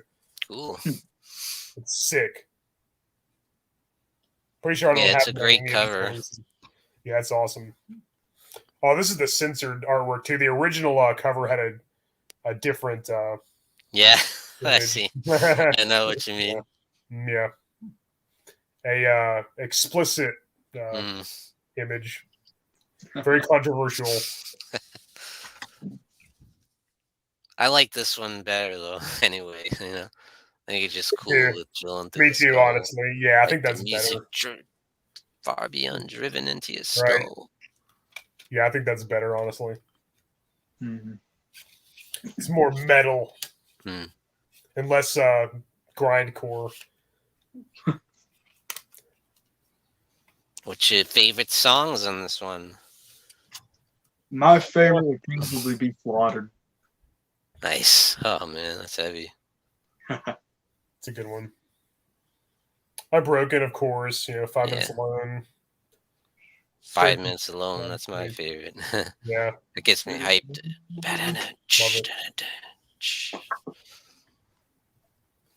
Vinnie Paul really kills it on that one. Yeah, I love Vinnie Paul on that one. His drumming on that is superb. Yeah, he lays down those beats like it's nobody's business. Some of my favorite drum beats and fills are on this one. Integrity 101 says, I'd argue Far Beyond Driven, specifically Becoming, how fitting, is truly where Pantera found their sound. Dimebag with the squeals and Philip found his style over a killer drum track by Vince. I agree. That is a sick riff. Yeah. Drum Smack 88's in the chat. How's it going, brother? He says the Great Southern Trendkill is probably my favorite Pantera album and era of the band. I love every Pantera album, though. Anything else you guys want to add about Far Beyond Driven before we get into? If you ain't checked it out, check it out. It's got to be the heaviest album ever to be #1. Mm-hmm. But, a very underrated one. It's really, really heavy. That's that. Yeah. There's nothing commercial about it, except maybe you can make the argument Planet Caravan, I guess. But yeah, I love that version of the song though. Yeah, it's a great one. It's awesome. Somebody was pointing out to me that they said Pantera is kind of almost like the American equivalent of Black Sabbath in a lot of ways, because like they had, not a lot of metal bands only have one guitarist, and like they have a really memorable, really innovative guitarist, and then like a really colorful, like one of a kind frontman who's very who's just unmistakable and has like his own unique style. And their 4-piece and stuff. I was like, yeah, that's pretty accurate. Interesting. I never really thought about it that way. Yeah, me neither. Somebody pointed that out in one of the videos. I was like, yeah, I can certainly see that. I'd say Down is certainly Black Sabbath Oh, very influenced. much so. Yeah. Big time. Integrity 101 says, yeah, that was me. Okay. I thought so. But that's a good point. That's a good point. I agree. But yeah, so yeah, next album, Great Southern Trendkill. Very underrated, I think. Yes. It is, yeah. I think so too. So chunky. Yeah, it's the most underrated for me personally. I love some of the best songs on there for me. Yep, Drag the Waters, Flood, Step Oh, it's a Nowhere, great song. Suicide Note 1 and 2. Yeah, Floods, of course. great song. Everybody talks about that one. It's a good one. Yeah, this album's 25 years old this year, I guess. Wow. Can't believe it's been that long. Yeah, it makes me feel old. Wow. But yeah, it's a damn good one. Yeah, the title track, Drag the Waters, of course. Yeah, Tins, Suicide Note Part 1 and 2, like you said. Yeah, and of course, Floods. Sandblasted Skin, the reprise. Oh, Sandblasted Skin, that's a good one. Yeah. Yeah. Brutal. It's interesting though. There's a lot of experimental stuff in there too. Mm-hmm. Yeah, you're right. Like Suicide Note Part 1. Yeah. Definitely different. They're a pretty diverse band, more than people give them credit for, because they have like a lot of like more like kind of slower, more like melodic, like less heavy stuff too. You know, like it keeps things interesting. Yeah, always mix it up. Yeah, and so I think they're a lot more versatile than people give them credit for. Pantera's got some cool music videos too that I like to watch from time to time. Yeah. But you know, I agree. sometimes I like to go watch something cheesy too, like Candlemass. You are bewitched. I like that band. Oh yeah, doom metal. I guess this was a very personal album for Phil. I guess he wrote wrote about his drug use and stuff. Yeah, quite a bit, his struggles with addiction and stuff.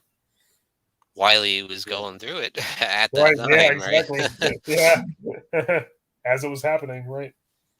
It was on that tour, wasn't it? That he had the incident with the OD heroin I believe overdose. so. Right? Yeah, pretty sure you're right. Yeah.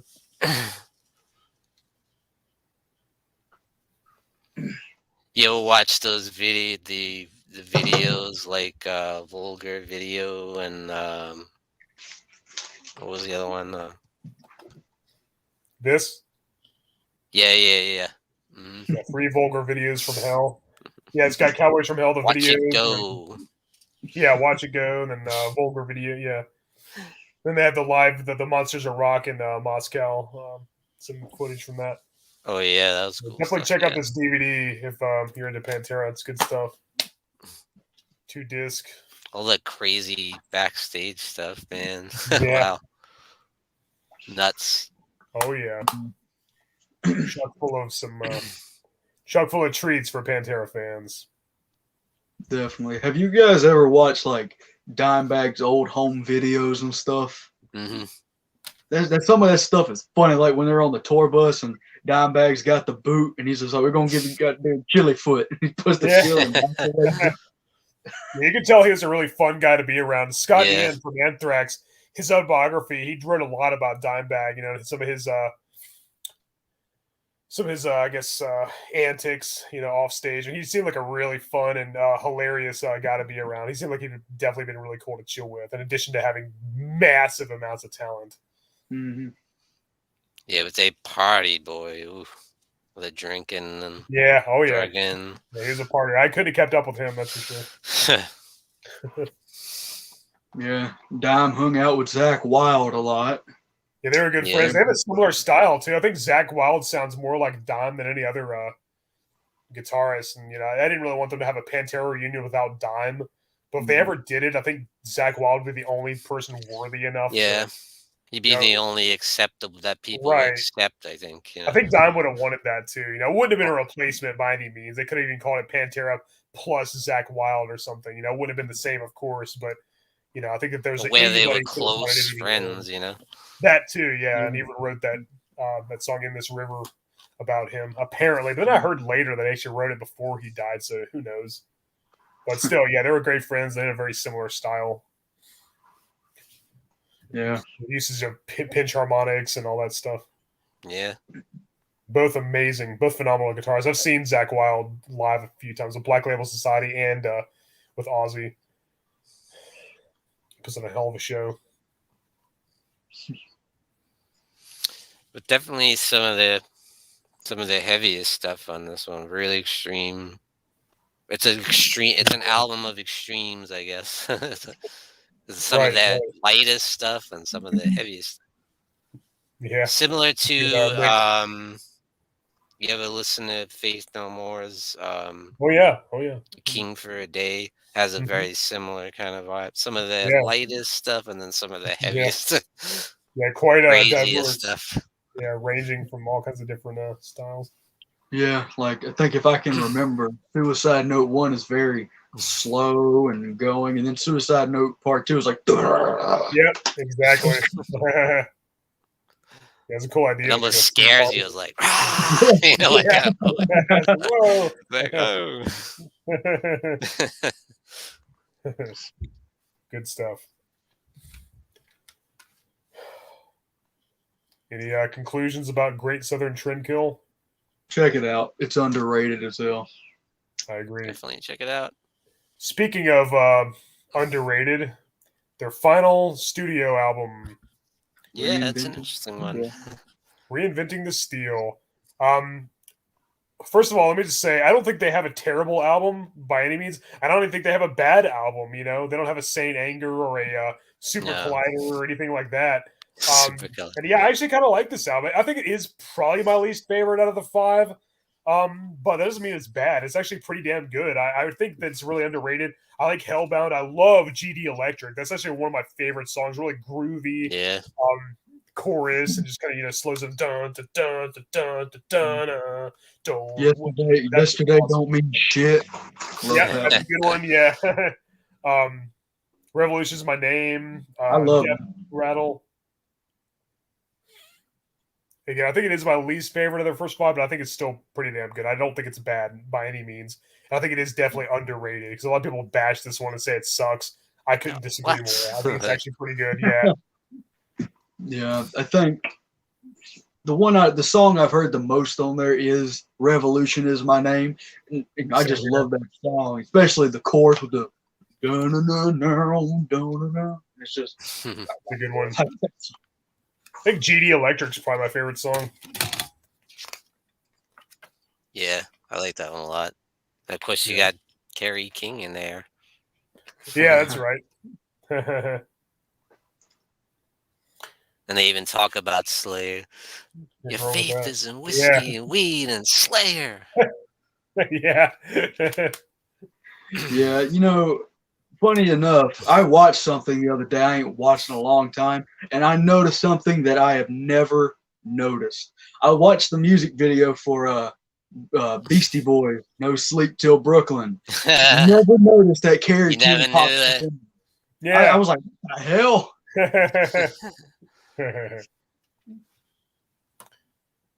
Pretty cool. I probably should get their first 3 albums with Terry Glaze when they were like more of a glam band. Some eventually, Yeah.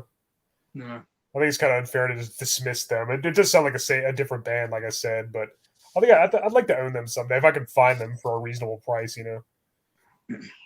It's just a completionist in me, but Yeah.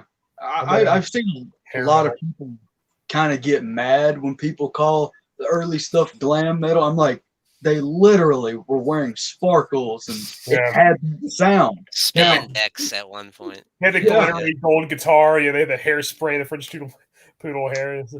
Now, Terry Lee vocals, and Diamond Darrell lead guitar, Rex rocker, bass, and Vinnie Paul is just like, yeah, I'm Vinnie Paul. I hate this crap. I'm already ready to be Cowboys from Hell, Yeah. It's an interesting transition though. Yeah. So- Oh, and Clarity 101 says Reinventing the Steel is his favorite Pantera Wow. album. Cool. I'm glad to see it getting some love. You usually stay away from the website Metal Archives, the forum. It's a good site for information stuff. The forum, there's way too many like elitist people on there who bash bands like Pantera and albums such as this one. And the elitist nonsense is just really annoying. Because I like this one a lot. I'm really glad to see other people enjoy it as well. It has its fans because I always thought it was good. I was surprised. I feel like I it has. just like it. Yeah. I feel like it has a fun kind of vibe. Is that just me? Or it seems like they're having fun this time, you know.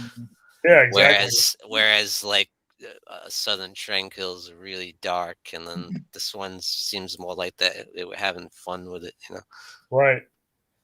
Interior 101 says Philip started mixing in singing parts in the heavy song again. That's a good point. And he said Reinventing the Steel is also Philip and Zelma's favorite Pantera album. I think I remember seeing his ranking video. And I was surprised because that was number one. I think Cowboys from Hell, if I'm not mistaken, was kind of low in the ranking, which is surprising.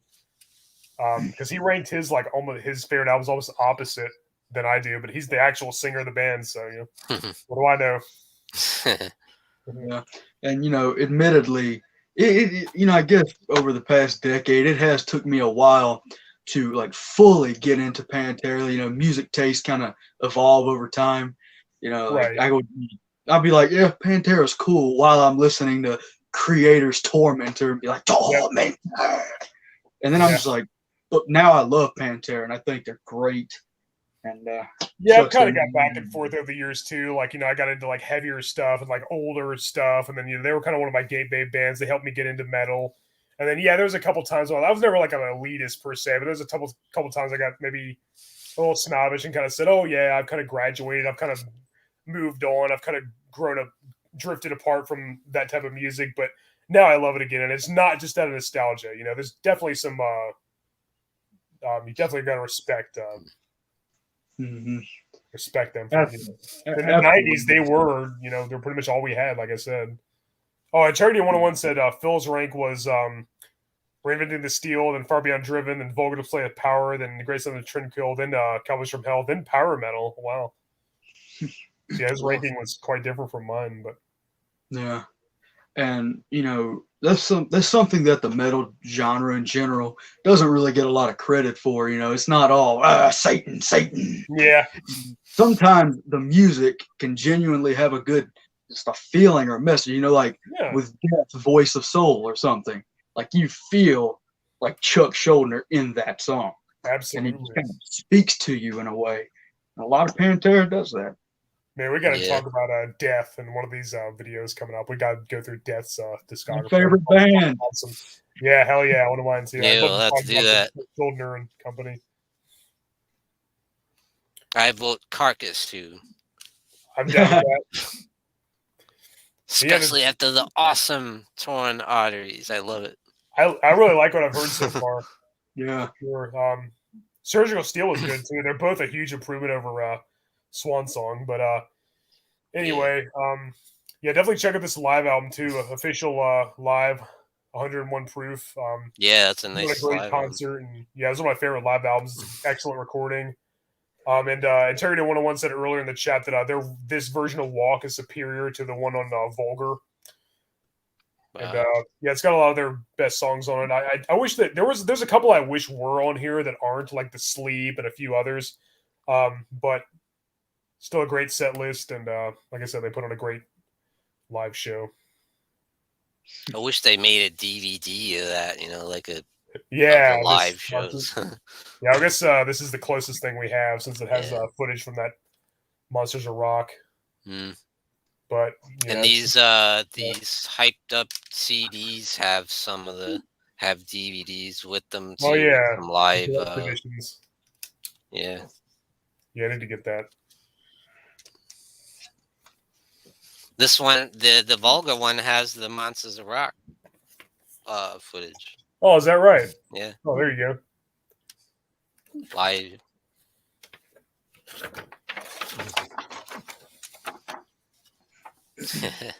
Love these guys.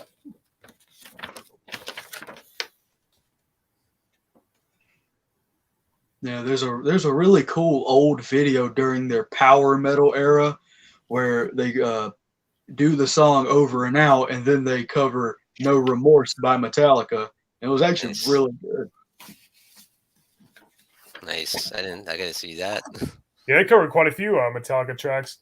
I think there's so a lot of modern heavy metal bands. You definitely hear a very strong Pantera influence as well. So they're, Oh yeah. they're one of the most inspirational bands. So there's no denying how iconic and integral they are as part of metal's history. Mm-hmm. Yeah, hugely influential. Big Yeah, time. I I'd say know the a lot. most. Oh, go ahead. I was gonna say the most one I really noticed it was probably Lamb of God. Yeah. Yeah, definitely. There's a few bands I don't really like that were supposedly influenced by Pantera, but maybe they should have taken some more influence because, Yeah, Lamb all of the God. songs, but I like Lamb of God. I like a lot of their songs, but they're not a band that I listen to all the time or that I reach for a lot. But I like them. I saw them in concert a few years ago. They put on a really good show. I saw them with Slayer, Testament, Anthrax, and Behemoth during Oh, yeah. Slayer's Sparrow tour. Yeah, they put on a really good show. I liked them when I was young. I never really got into them as much as my friends did. I've worked with a lot of musicians, mostly drummers, who love Chris Adler. They love his Yeah. drumming. He's a great drummer. He They're very is. talented. Randy Blythe is a pretty cool vocalist, I guess. I'm just not really that big on them. I don't think they're bad. It's just not really my cup of tea. It just doesn't really grab me. It's just not really my thing. But I respect the band, and I respect those that like them, certainly. But I just never got into them as much as like most of my friends did and stuff. Yeah. But yeah, it was cool seeing them in concert. They put on a good show, Yeah. I think they have some decent songs for sure. Yeah. And I'm sure your guys are not on the hating of Lars, bandwagon. No, I was just I making think a joke. I was just making a joke earlier when I said. Some yeah, for people sure. do. Some people are serious with it. And Well, somebody put it really well when they said Lars is almost more like Metallica's manager than their drummer, and like he's a great businessman, which he is. He's always had great networking skills, and he's not one of my favorite drummers, not even close. I think of a lot of drummers I like way better than him, but he's pretty humble. You see him in his interviews; he's even admitted things like that before. But I really think that he is an integral part of Pantera. His songwriting skills are good. Metallica, not Pantera. God, I can't talk today. Yeah, he's an integral part of Metallica, and I couldn't imagine the band without him. I know he said some things that came across as kind of pretentious and stuff in the past, but I mean, there's a lot of musicians that have egos, some that I really, really like, so I can't fault him too much for that. Yeah, Lars, he's not Pete Sandoval. He's not an absolute machine. But no Dave Lombardo, that's for sure. Not even close. He gets the job done, especially on their first three. Yeah. I don't like the snare sound on Saint Anger. It sounds like an angry 2-year-old beating his fists on a trash can or a garage door or something. But I remember everybody gave a subpar performance on the album. So yeah, I remember when Saint Anger came out and just hearing the dunka dunka chung dunk dunk chung. I'm like, that's such a weird sound. What were they doing? It is. What were they thinking? It's like, was that a joke? But sometimes I do imagine if they had somebody like Dave Lombardo or Charlie Benante, or Gene Hoglan or somebody like that. But again, Metallica, it's pretty much his band. He formed the band. He was good at networking. He took care of all the interviews and stuff. James Hetfield was very, very shy in the beginning, so much to where he'd have Dave Mustaine do a lot of the in-between song banter on stage and stuff. He was almost like the real frontman of the band, even though Hetfield was the singer. And Dave Mustaine didn't even really do that backing vocals or anything. But so yeah, it was kind of Lars's band. He came up with a name and everything. And so yeah, somebody put it really well, and they said he's kind of like their manager. It would have been kind of cool if they just to see what they would have sounded like with another drummer. But I feel like he is a big part of Metallica, and it probably wouldn't be the same without him. There are more skilled drummers out there, certainly. And he's really humble. He's definitely a metal fan too. He has great taste in music, and he respects all those other bands, and like he always gives them credit. Yeah. And stuff. So he's just a metal fan first and foremost. It's pretty cool, and he does have some great fills here and there. And sometimes he surprises me a little bit. I think people are a little too hard on him, because he he's decent. There are worse drummers out there. Yeah, Oh, He does I think mess I up like- a little bit, like Drum Smash said in the chat. yeah, I like the fact that Lars doesn't take it personally, and he himself will kind of joke around with it. Just be like, Yeah, I think he'd be the first to admit that there are far more skilled drummers out there. he doesn't seem to be as respected amongst Right. his peers. Like, That's for sure. Sing it. Yeah. what do you think of Vinnie Paul as a drummer? excellent. Definitely.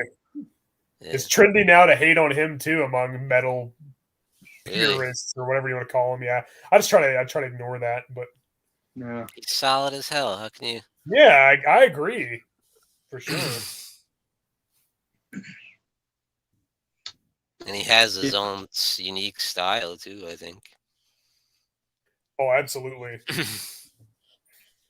Powerhouse. Indeed.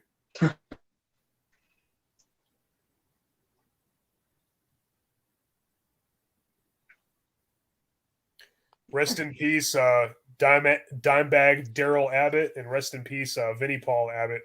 Yeah. Mhm. Yeah, the 20th anniversary albums are worth it. They are really, really nice.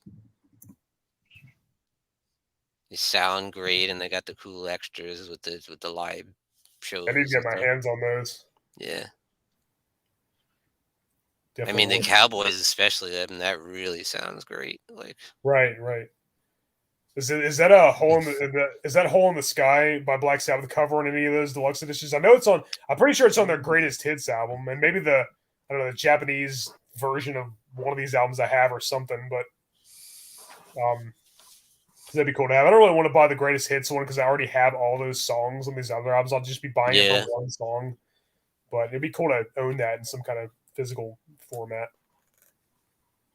yeah, they're worth it, I think. Yeah. Drum Smash 88 is a drummer himself, and he said Vinnie Paul's is one of his favorites. He loves groove drummers, so Nice. hell yeah. Yeah, that's a pretty good way to put it, I guess. A groove Absolutely. Oh, Integrity 101 says Hole in the Sky is on the Reinventing the Steel 20th anniversary. I knew it was on one of those. I don't have that one yet. Yeah, me neither. I don't have any of them yet, but I will very soon. Hell, I just discovered that Phil Anselmo had a black metal band not that long ago. Vikings Crown or What? Or that other. It's another black metal band. I Necrophagia. forget the name at the moment. He's had a lot of projects. Yeah, he's played guitar and he's using the pseudonym. There was one recently that he did.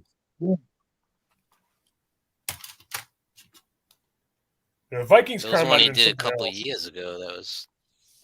Yeah, Like he's in a lot. He's in a lot of projects, and of course, there's down. He's in so many bands, he can't even keep up. Yeah, I know. What was the other one? Super Joint Ritual. Super Joint Ritual, yeah. That wasn't bad. The first one I liked. Oh yeah. Scour, yes, Scour. That was kind of death, right? Scour, yeah. So, Christ Inversion, was that the black metal? No, it was Scour. Oh, Scour. Oh, yeah. okay, gotcha. I think Christ Inversion was kind of like a death metal. Of course, I love Necrophagia. Yeah, me too. Rest in peace, Killjoy. But I mean, it wasn't just his band; they were around. Right. Him, so. Yeah, I think he only played guitar in one or two albums, I believe. Yeah. Under the Anton Crowley name. And they did great stuff after him too. Right. I love the last album is probably my favorite album, the Whitechapel Cathedral, White Worm Cathedral. Some great stuff on there. Feet of the Priest, the Exorcist one, and the that's sick. And the Angel Blake, based on the Blood on Satan's Claw.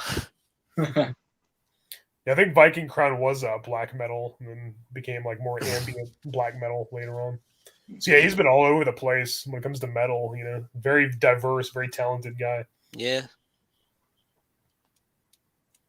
Again, like Faith No More. Mike Patton with all his side bands. And Yeah, he did quite a bit too. Yeah, there's a lot of cool bands that have a certain sound and then they'll change it up completely. Like, for instance, Dark Throne, their first album was a death metal album. Death metal, yeah. And then they put out, I believe it was Blaze in the Northern Sky. Yep. It was two different genres. Marduk was their first album. Soulside Journey was a Knife or no, Rises. no, that was Dark Throne. Their first album was a death metal album, then they became black metal. Mm-hmm. Yeah, Soulside Journey was Dark Throne. I was thinking, yeah, Marduk's first album was called Endless Despair. Mm-hmm. It had that guy Andreas Axelsson on vocals, then he left, and they became a black metal band with every album after that. I love Marduk. I think they're underrated, especially back then. I have yet to get into Dark that Endless. stuff. I knew it was something Endless. Dark Endless was their first album. Dark Endless was Marduk's first album, and they were death metal. And then they became black metal after that. Yep. What'd you say, Sean? I'm sorry. I've never been a big black metal guy, unfortunately. Oh yeah, definitely an acquired taste. Yeah. I don't know. I guess I don't. Maybe I haven't heard enough of it. Right. Well, it's not for everybody, that's for sure. It took me a long time to get into it too. Yeah, for me too. It was one of those things where I was like looking for a recommendation. They were like Mayhem, Freezing Moon. I listened to it, and Attila's voice was cool. You know, he did all that. Very unique. And then an animal. And then somebody else said, "Check out Dead's version," and I listened to that. Yeah. And it was more haunting with the "It's night again." It was just creepy. It's dark. I prefer Dead for sure, and Yeah. I even like Maniac. You know, especially on Death Crush. Oh yeah.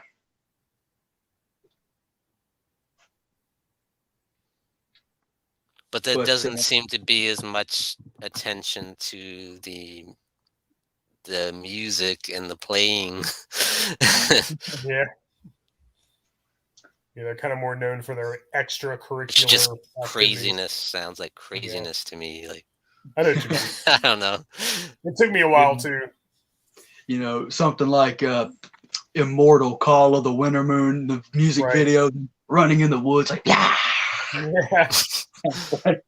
But Sean, you might like stuff like Bathory or Dissection, where it's a little more musical. I guess I would say it doesn't sound quite as much like the whole buzzsaw, really crappy production type thing going on that most black metal has. So is that part of the thing? Is that part of the draw? Is the it's kind of part of their crappy production? Yeah, it's got to be cavilt, and true. It's got to be true black metal. But I like most of it. There's just a few things I can't get into, but yeah, bands like Bathory and Dissection, maybe even Marduk, maybe Carpathian Forest, Dark Funeral would be a little more easier to get into than say early Mayhem or Dark Throne or Burzum or something like that. Yeah, or Immortal. I like Emperor a lot too. I think Emperor is my favorite black metal band actually. I did like that one. Yeah, Emperor is cool. Erschen is a very talented guy.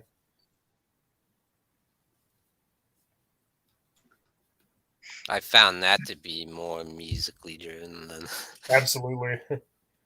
Yeah. And also a lot of the Swedish black metal bands, like Dissection and stuff, I think are a little easier to listen to. Maybe I'll check them out. Somebody who's not really into black metal. And of course, Dead from Mayhem was from Sweden as well. He was originally in Morbid with LG Petrov from Entombed playing drums. Rest in peace to both of them too. I did like Hellhammer. Remember Hellhammer? The drummer? Offshoot of the band. Mayhem, isn't it? Yeah. Mayhem's drummer. Yeah, because Celtic Frost, Thomas Gabriel Fisher, his project before that was called Hellhammer, and They were really evil sounding. I liked it. Yeah. And when it comes to bands like Mayhem, like they had that movie come out, Lords of Chaos, and it had so much negativity because like in the movie Dead and Euronymous, they kind of make them seem like friends, but in real life apparently they hated each other. And so. I think that movie got a lot of things wrong. It was apparently very inaccurate. Even Varg Vikernes himself said that there's a lot of things that were very off about it. They say that at the beginning, though. Remember on the credits, this is as accurate as it can be because none of it's accurate. Yeah. I just got the feeling that Euronymous was like that Varg Vikernes killed him out. Like it started out with self-defense. Obviously, he went too overboard and like his rage or whatever, the adrenaline just took over, and obviously he did go overboard. I think it started out. I don't think they made. I don't think in real life Euronymous was as defenseless as much of a victim as the movie said. Like he's like, "Oh, I'm just all talk." I don't think it happened quite like that. Though I'm sure Varg Vikernes might have been planning to kill them, but I think it wasn't that one-sided in real life. Again, that's just my take. Who knows? Nobody will ever know for sure because Euronymous is dead. But who knows? And this is always the way I understood it. I don't really believe Varg's side of the story either all the way, but I think it was probably less one-sided than the movie would have you believe. But that's just my guess. It's only speculation, conjecture. Mm-hmm. Yeah.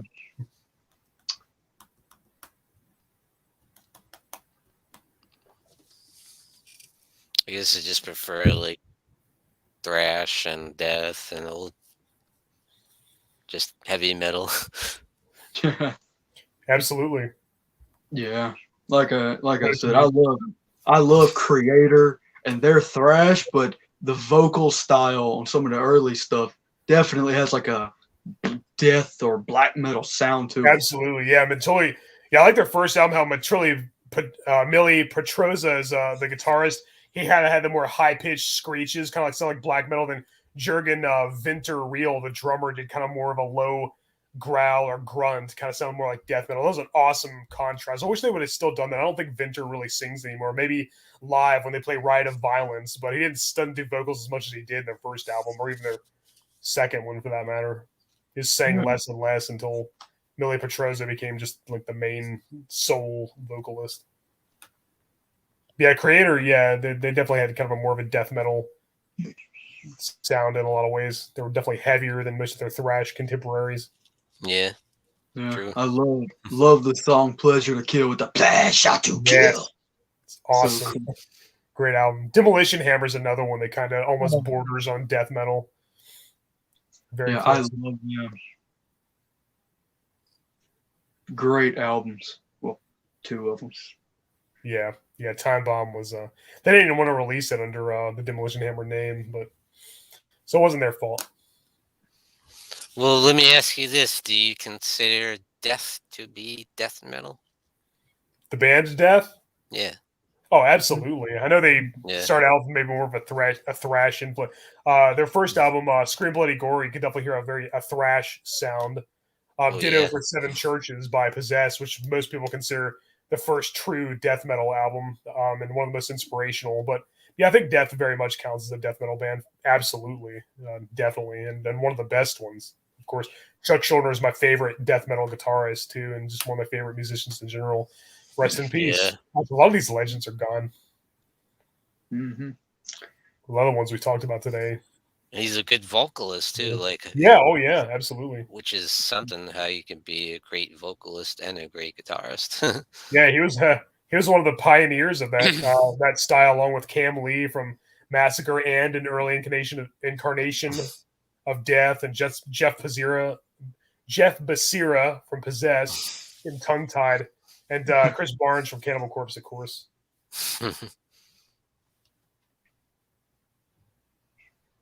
Definitely. Yeah. You can't deny the influence of Chris Barnes. Oh yeah, that's definitely. Hell yeah.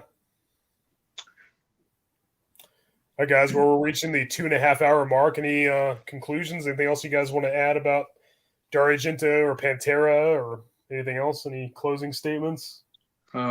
Check out Argento if you haven't. We clearly talked about some of his best films here. Check out Pantera if you like metal, if you already haven't. And thank you for joining us. Amen Yeah. to that. Absolutely. I'm Hellhound. Or Fan 88. Sean Erschen from the Horror Corner. And this has been the Morbid Hour here on the Horror Metal channel. Thank you, everybody, for joining us. And until next time. Peace out. Have a great night, guys. Peace out. You too. Take care.